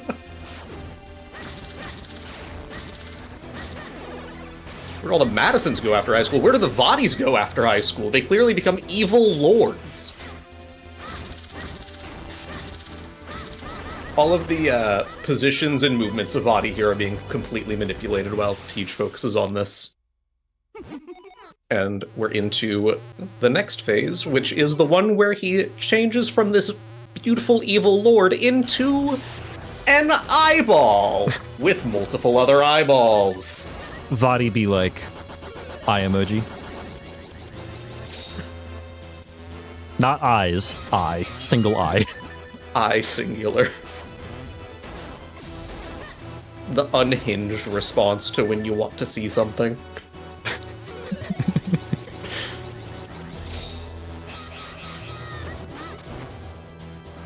It's just thematic for Zeldathon Voyage. He's saying aye.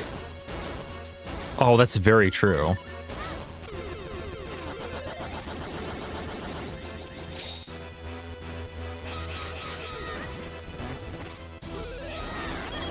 There we go. That's the first 2 phases, and that was a pretty, with the exception of the ending of Vadi 2, which was not particularly ideal, it was still very good. Ha!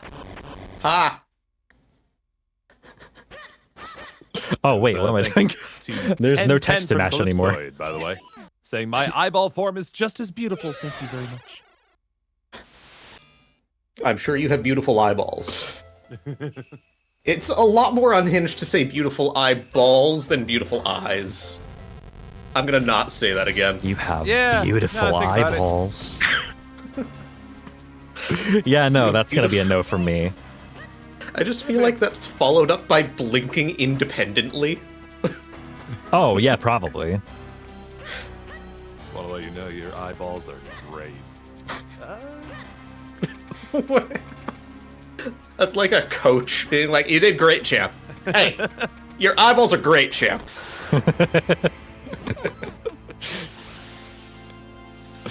Okay, so Vadi 3, speaking of eyeballs, we got more eyeballs in this fight.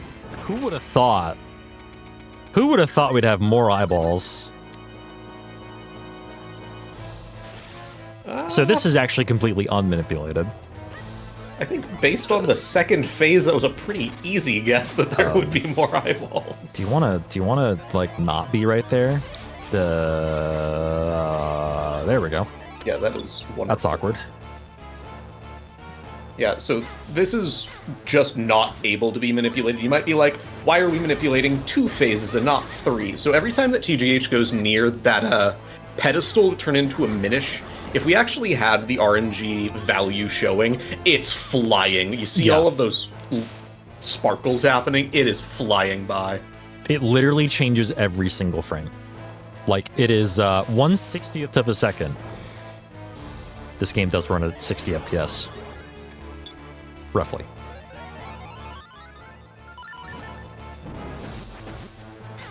If we want to get technical, it runs at 59.7275 FPS. But Really? it actually depends on the system. On Switch, it runs at a flat 60. But native GBA games run at 59.7275.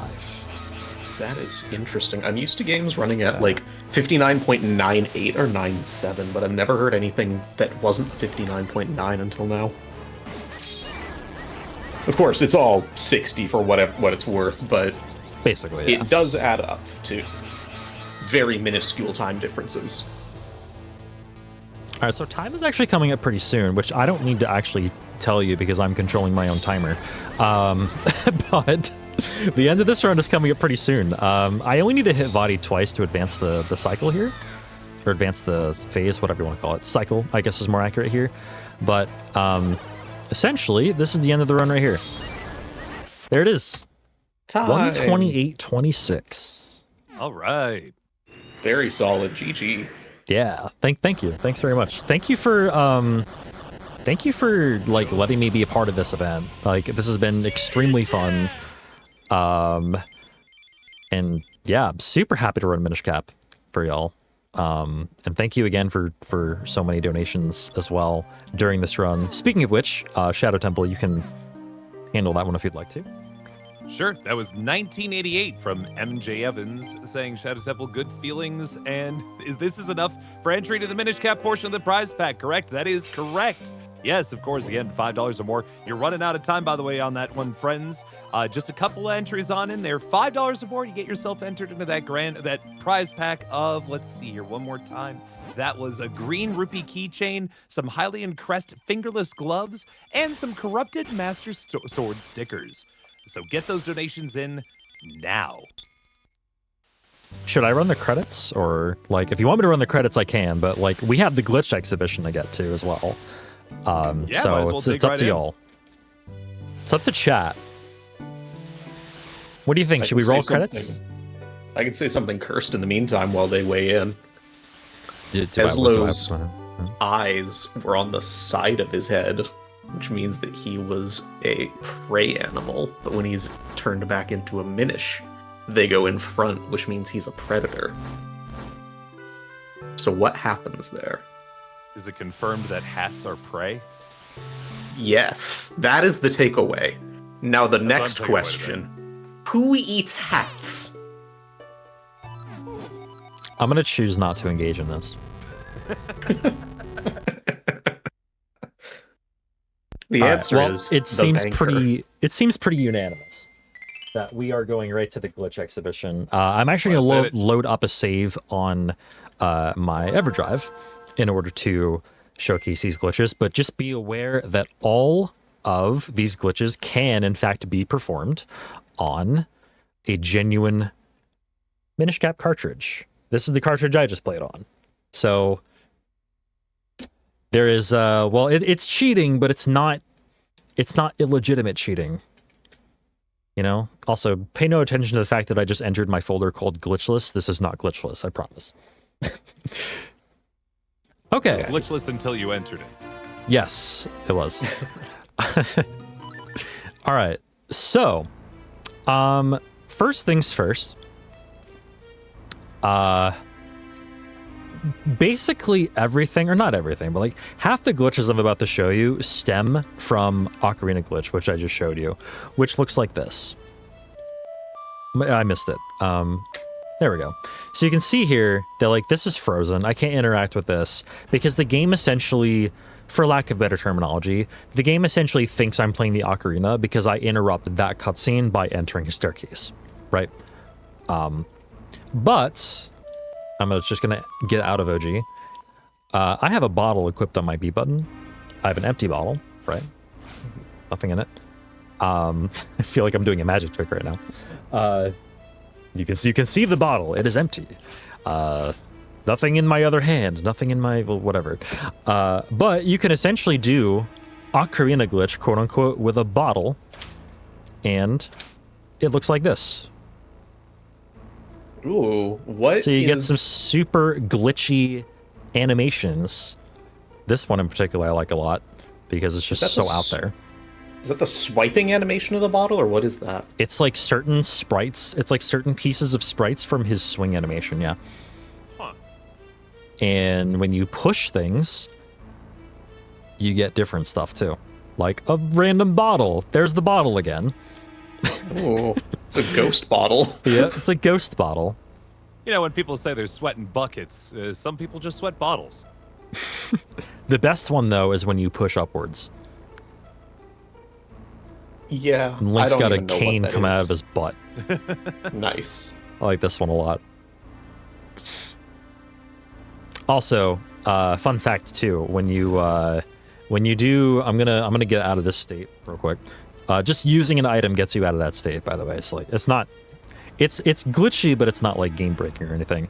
If you do Ocarina glitch and you push something, not only do you not push it, but you also soft lock. So Link is just stuck here now. He really likes this statue. Yeah, with a very sharp expression. So something I didn't mention about Ocarina glitch, in stage 1 in particular, when you don't leave the same screen, if you roll or bonk on something with the boots, you soft lock the game. Link cannot move after that.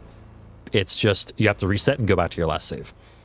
The same is true when you push a statue. Anything that makes the game take an extra look at the type of tile that Link is standing on will freeze the game and you can't advance. So that's sort of bottle OG, quote unquote. But now let's go to Cave of Flames to show something off. So I'll explain a little bit about this. Whenever Link jumps off of a cliff like this, there's a sort of algorithm that the game uses to determine the sort of arc that Link takes to get to that bottom point. You kind of might have noticed that with Krenel Clip. Remember the clip I did to get off Mount Krenel, where Link went way up in the air? So the question is, how high can Link go? And you're going to see that on full display right here. There's a point in Cave of Flames. Just let me become not Minish so I can flute there. There we go. There's a point in Cave of Flames where that question gets answered. Let me just say, you will respect Link as a parkour master after this. The hardcore parkour, or the hardcore parkour. Yeah. This trick is technically called super jump, I believe, but hardcore parkour is a very good alt name, in my opinion. But let me just do Ocarina glitch. Oh, actually, hang on. I need to have cape equipped. So, normally, when you are in these caves, you can't jump, right? Like I'm pressing, you can see on my input display on the bottom left, I'm pressing the B button and I'm not jumping until I leave the cave, sort of. Ocarina glitch doesn't update the tile you're standing on, or when you do Ocarina glitch, it doesn't update the tile you're standing on, right? Oh, let me actually, hang on, let me save the game real quick. Just so that I don't have to leave Minish Forest again, because this will soft lock the game. Oh, okay. If I can actually get Ocarina glitch without this bomb being... Please? I'm just gonna... There we go. Okay. So, when you jump here, though, when you... It's kind of weird. You can jump... Wait, I can't jump anymore. What? Okay, hang on. I guess you have to do it first try. New glitch. I guess you have to do it first try. It's fine. All right, so when you jump into like into a cave like this, you can jump sort of diagonally. So Link is in a state right now where he could jump off of a cliff in front of him. Normally when Link jumps off a cliff, he jumps to the next available tile, right? The next available tile is across the screen, and that looks like this. Whee! And he stuck the landing. I'm soft locked. Dude.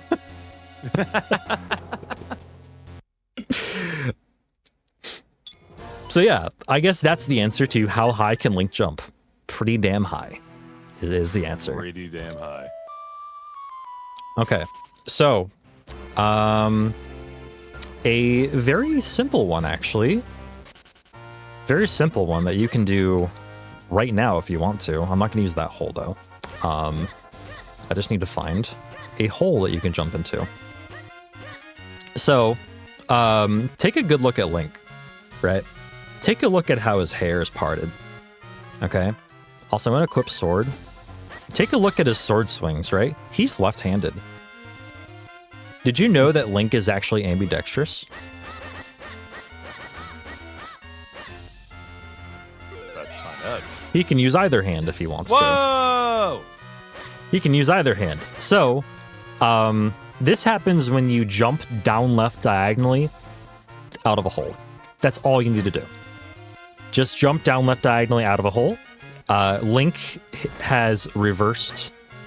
He has a reverse sprite right now. As long as you maintain this angle, it'll stay this way.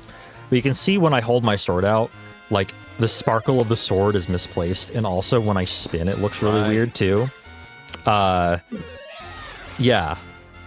So that's a neat little one. And as soon as you press a direction, like this, I just noticed this. He gets flipped back to normal. Sides too. Yeah. Yep. Yeah, he flips back to normal. So that's a really funny one. Now, to do everything else from here on, I need to be at a half a heart.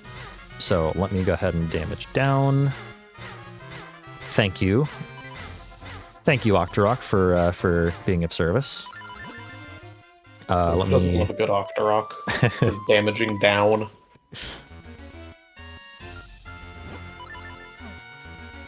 It doesn't do anything helpful. It's just a funny visual glitch. None of this stuff does anything actually helpful, by the way.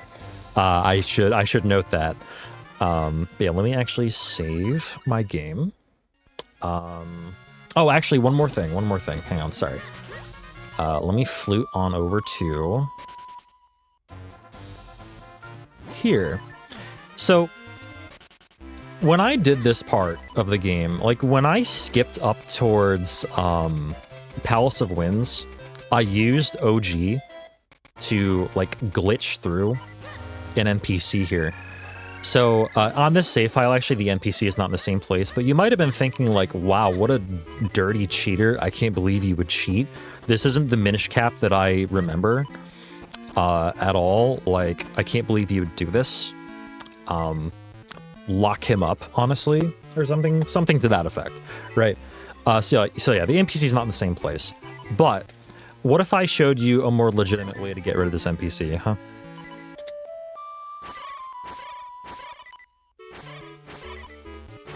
Huh? Right.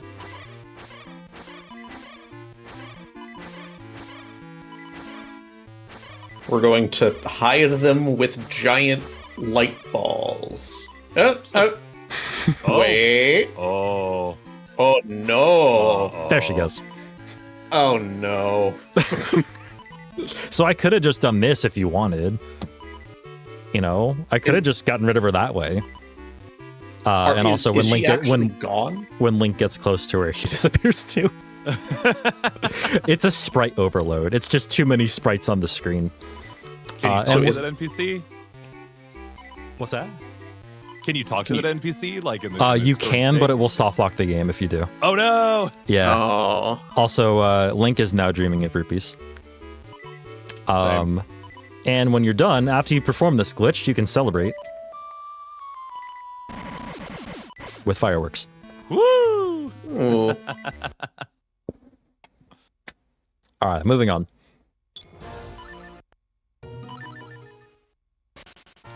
As we're jumping back in here, by the way, we did get $10 from Opista. Thank you very much for the $10. Okay, so here's a funny animation. We have a couple of funny animation glitches coming up. Whoops. Remember this portal that we did portal jump storage on earlier? You can do way more than just that. But first, actually, yeah, let's not deal with that portal yet. Let's go over here, and we're going to open this door real quick.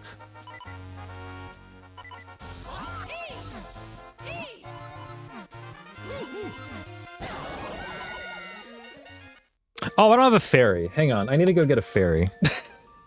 That is a little important. Sorry about that. Did you watch that boy just walk out that door and immediately explode? It's the wildest thing. Actually, let me. It's Malin. She's used to Link doing random things with bombs. All right, I'm gonna. What I'm gonna do now is I'm gonna go get a fairy in one of the places that I actually know where they exist. Anyway, for my next trick, I will now die. Enjoy. It's a trick I could do once. I could have just gone the other way, but whatever. This is fine. My greatest trick of all. There are a couple of trees in Hyrule you can bonk and just get a guaranteed, Ooh. with an asterisk, fairy. By guaranteed, I mean 15 and 16 chance. Trust me, I know this. I speedrun this game. Don't forget to damage back down, though, because you did die. Yep. I'll do it on this Octorok up here. It's a great feeling because you need a fairy in any percent. It's a great feeling to bonk that tree, and instead of getting a fairy, you get a blue kinstone. Oh, yay. 15 and 16 chance for a fairy, but that 1 in 16 is very, very looming. Can you trade the blue kinstone in for a fairy? Unfortunately, no. I really wish you could. Okay, now I have my fairy. So we're gonna open up this door, and we're gonna OG for Ocarina Glitch.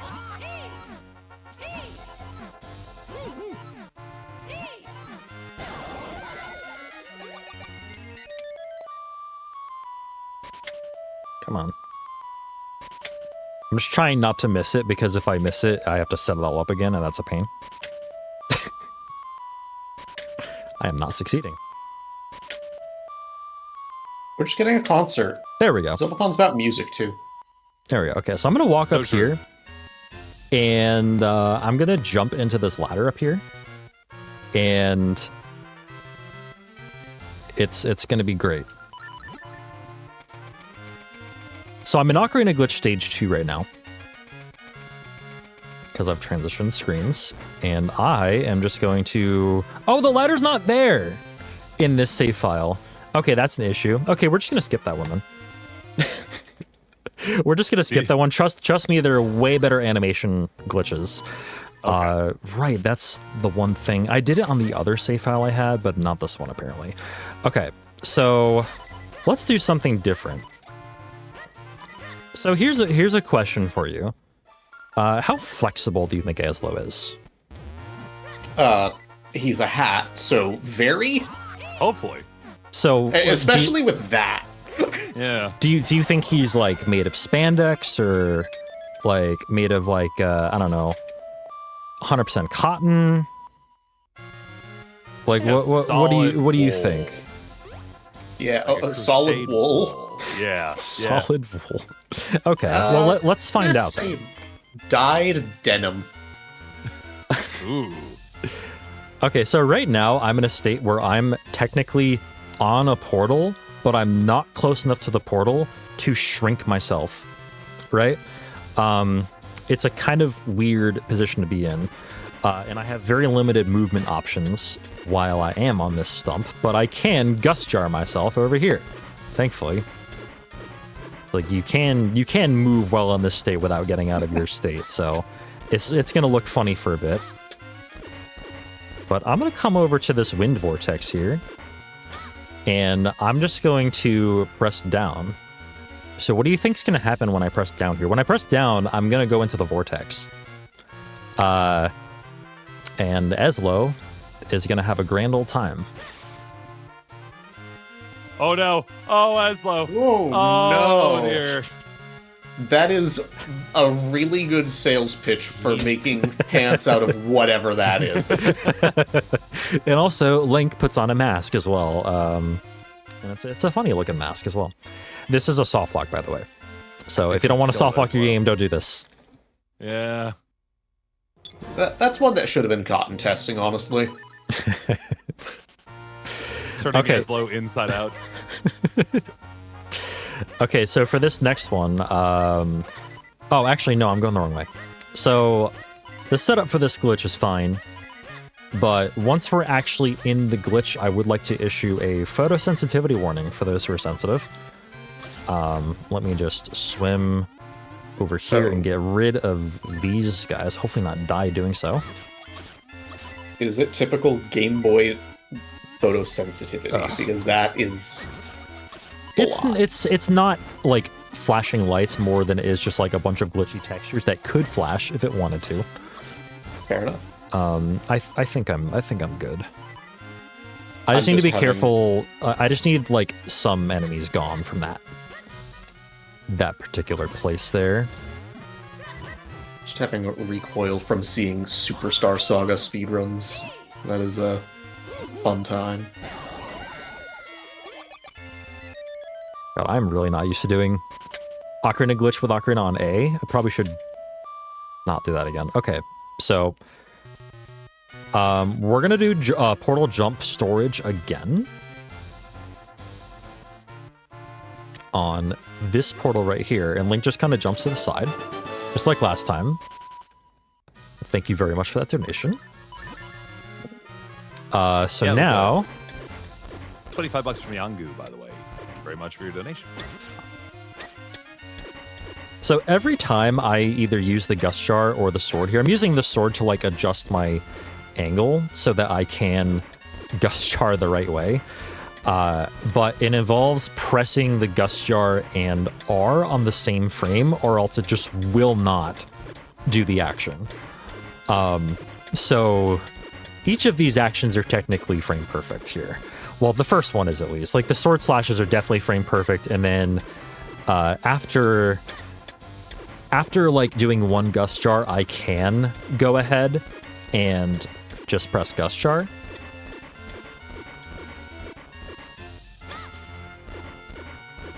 So I'm gonna get up here.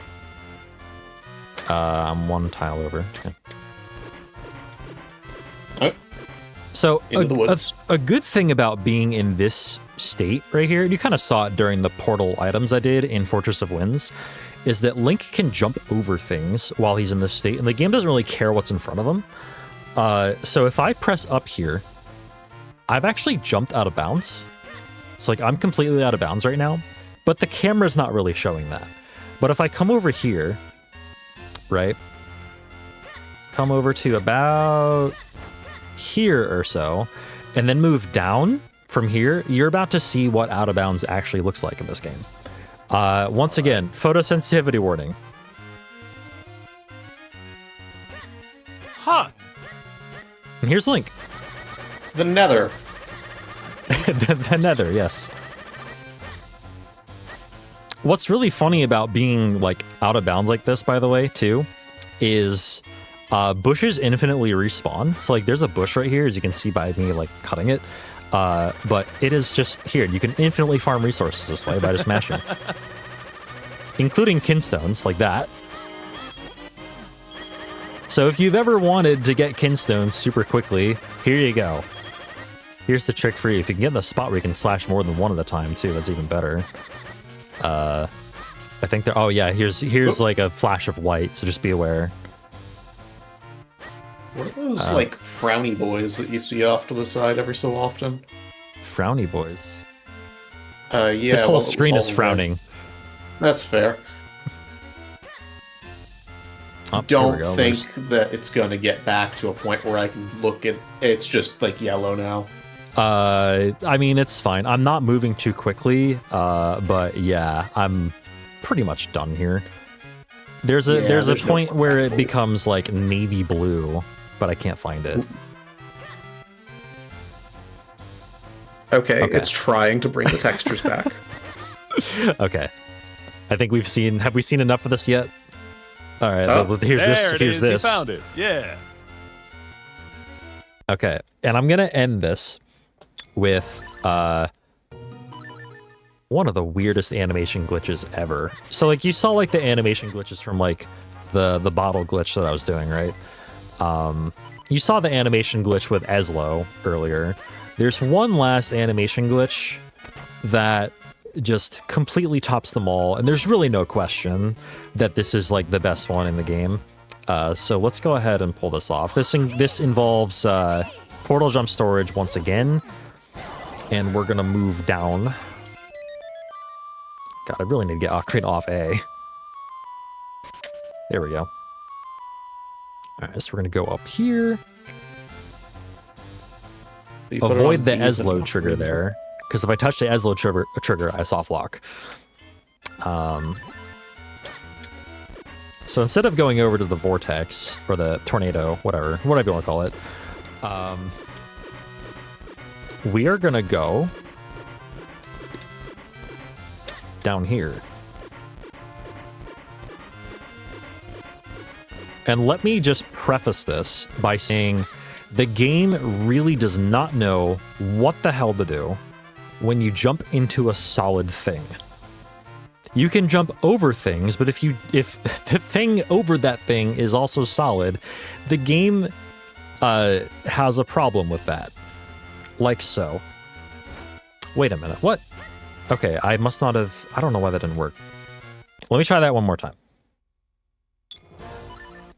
I mean, to begin with, it certainly didn't like that either. No, it It didn't. didn't, No, yeah. how dare you? I think I just wasn't far enough into it. It might have been a thing where like I may have not been far enough left, like on my initial jump portal story, like jump. This is worth it though if I can get it to work. So just bear with me here. That's the first time I've had it fail though, so that's weird. It might just be like somewhat position based.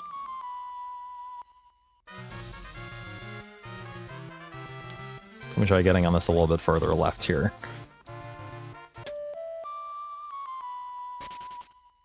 Wait, is it gonna like let me off this cliff? No, it's not. Okay, try it again. Third time's the charm. Third time, hopefully, is the charm. While you're setting this up, I do have one other donation here. Yep, absolutely. Go ahead. Second, we got ourselves $10 from Lanao. Thank you for your donation. And friends, as this run is wrapping up, this is your last chance to pick up that prize pack that's only running during this game, during Minish Cap. That's, once again, $5 or more if you go to donate.zeldathon.com. Make the donation, and you'll be entered for a chance to win a green rupee keychain, Hylian Crest fingerless gloves, and 3 corrupted Master Sword stickers. That's going all the way up till the end of this, so make sure you get those donations in now.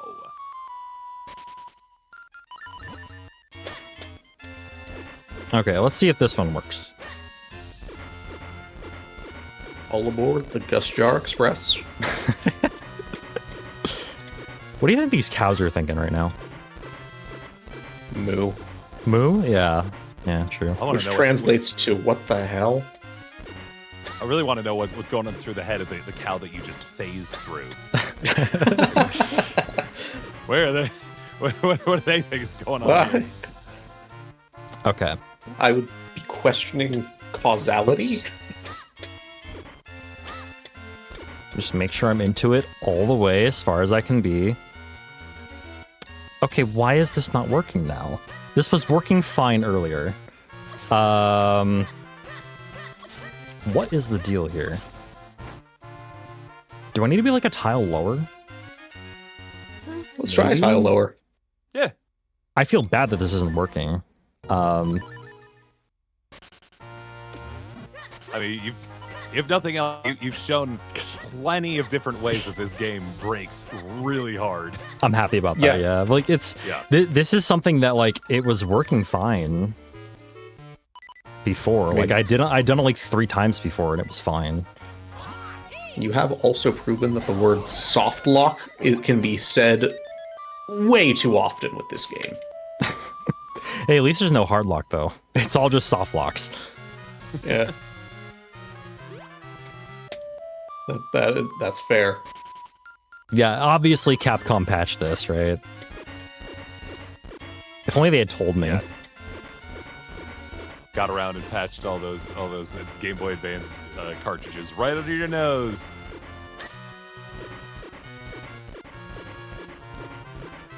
I thought that they said that they were the AC inspector. Oh, they're just that's- coming to check the smoke detectors. Okay, Nice. good. It did let me get that without getting out of the portal jump state. Okay, let's see.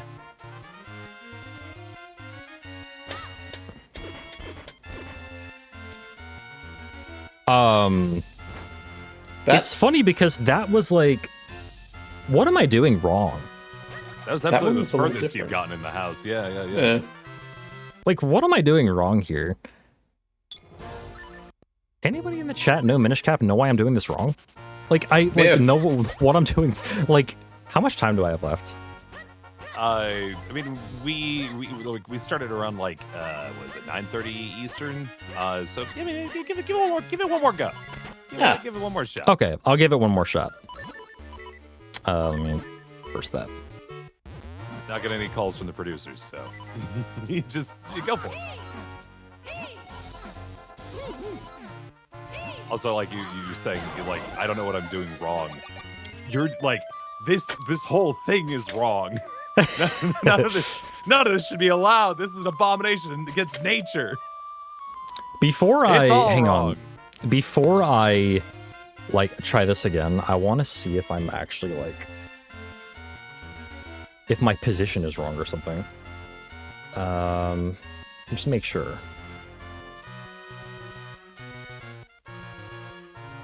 I'm being told though. Thank that you, we YouTube should- ads. One more shot here.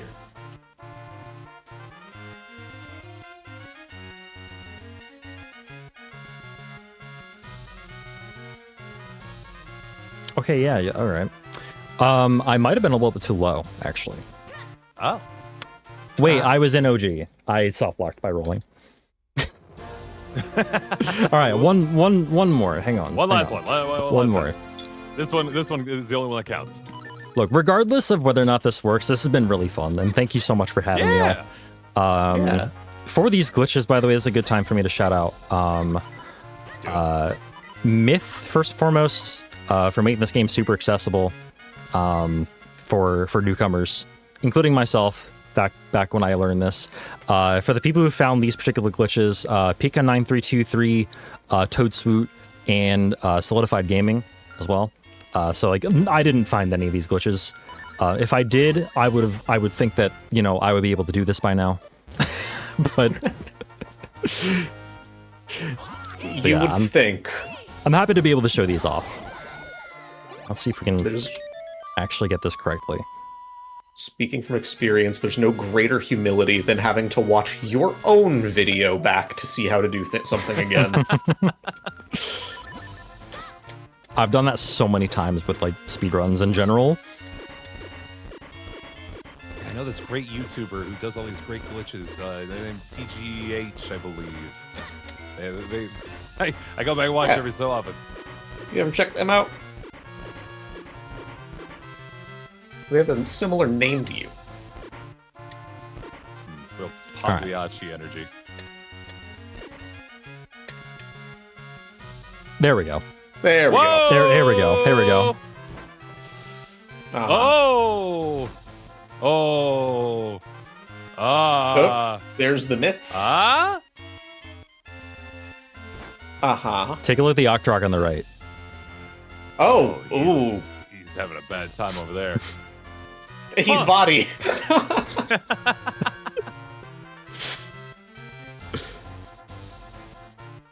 Not the cow.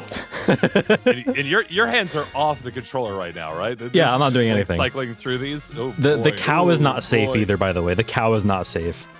Wowzers, Bowsers. Ooh. Alright.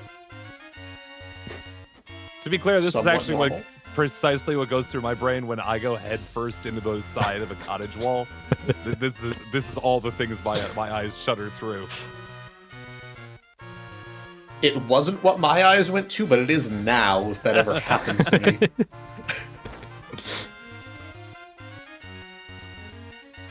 This eventually does end, by the way.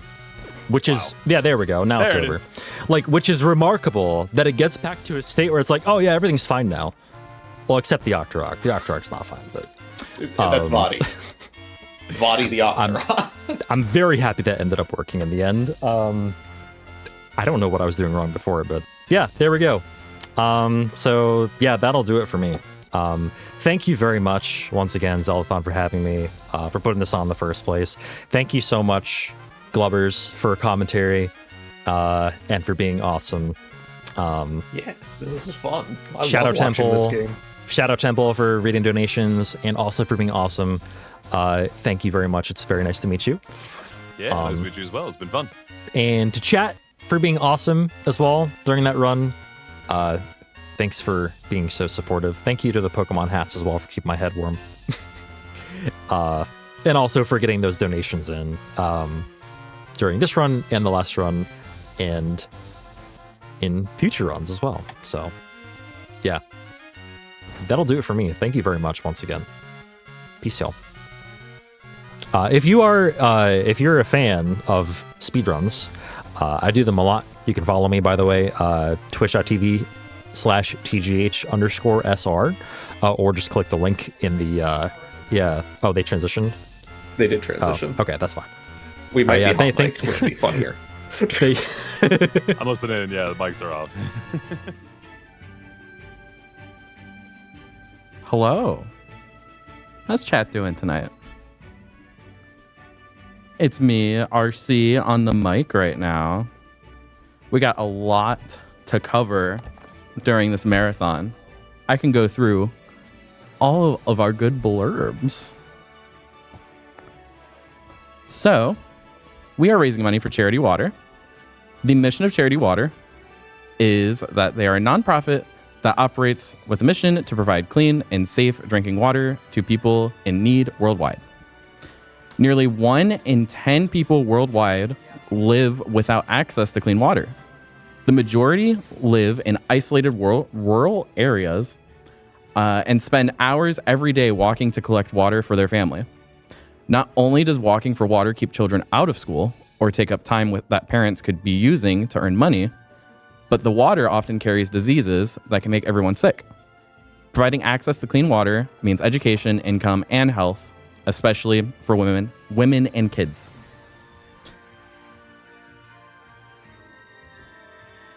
Also, Charity Water focuses on fundraising sustainable water projects in partnership with local organizations, ensuring 100% of public donations go directly to these projects.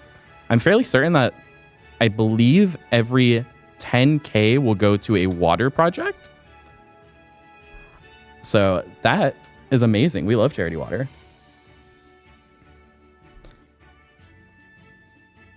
Also, getting a note to show off prizes. Let's show off. I'm going to guess this one.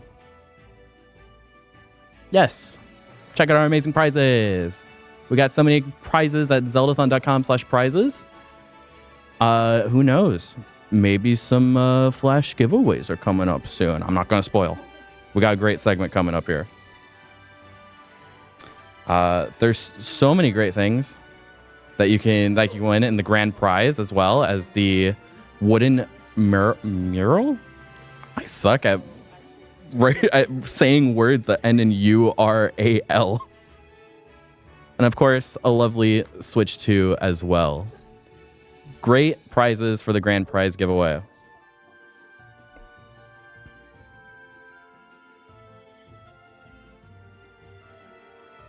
And also, we have merch. We love merch here. We have merchandise available right now at zeldathon.com/store. $5 of every product, and $1 of every sticker sold from the Zeldathon store, which I believe is from Tantrum Collectibles, is the Zeldathon store, goes directly to Charity Water. We also have collaboration shirts with the Yeti. A portion of every shirt purchased in the Zeldathon collection at the Yeti will go to support Charity Water. In addition to shirts, we have blankets, water bottles, posters, notebooks, stickers, and more. I can promise you that the Hawaiian shirt is a must-buy. It is probably one of my favorite Zeldathon merch. So check out the merch at zeldathon.com/store. and theyeti.com/collection/Zeldathon so you can chat about it.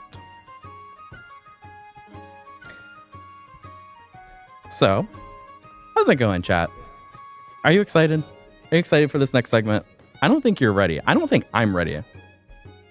I wanna be real with you and tell you. I want Real Colors wants to be real with you. I have been in a corner. I have been put in the corner for this next segment. I have been told to not look at screens for this next segment. I think you're gonna love this segment. I am so excited. Nobody puts baby in a corner. I also want to make sure we should have slides for this.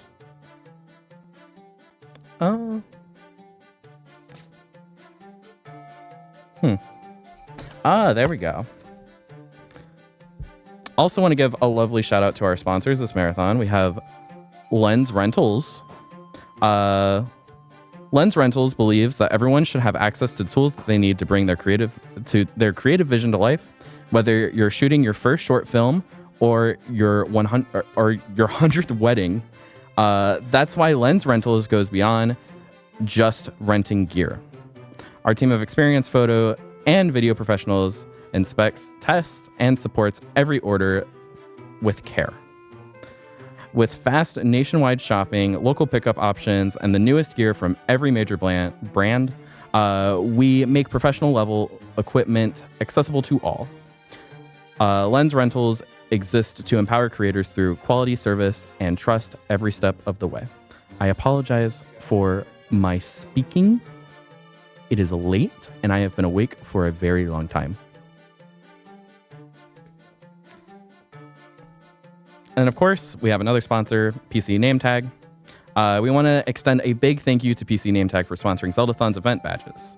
From high quality identification items like name badges, lanyards, and ribbons, to their unrivaled printing and assembly services, PC Name Tags goes above and beyond to become an extension of your team and help deliver delightful experiences to both audience and attendees alike.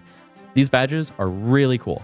Highly, like a big thank you to PC Name Tag.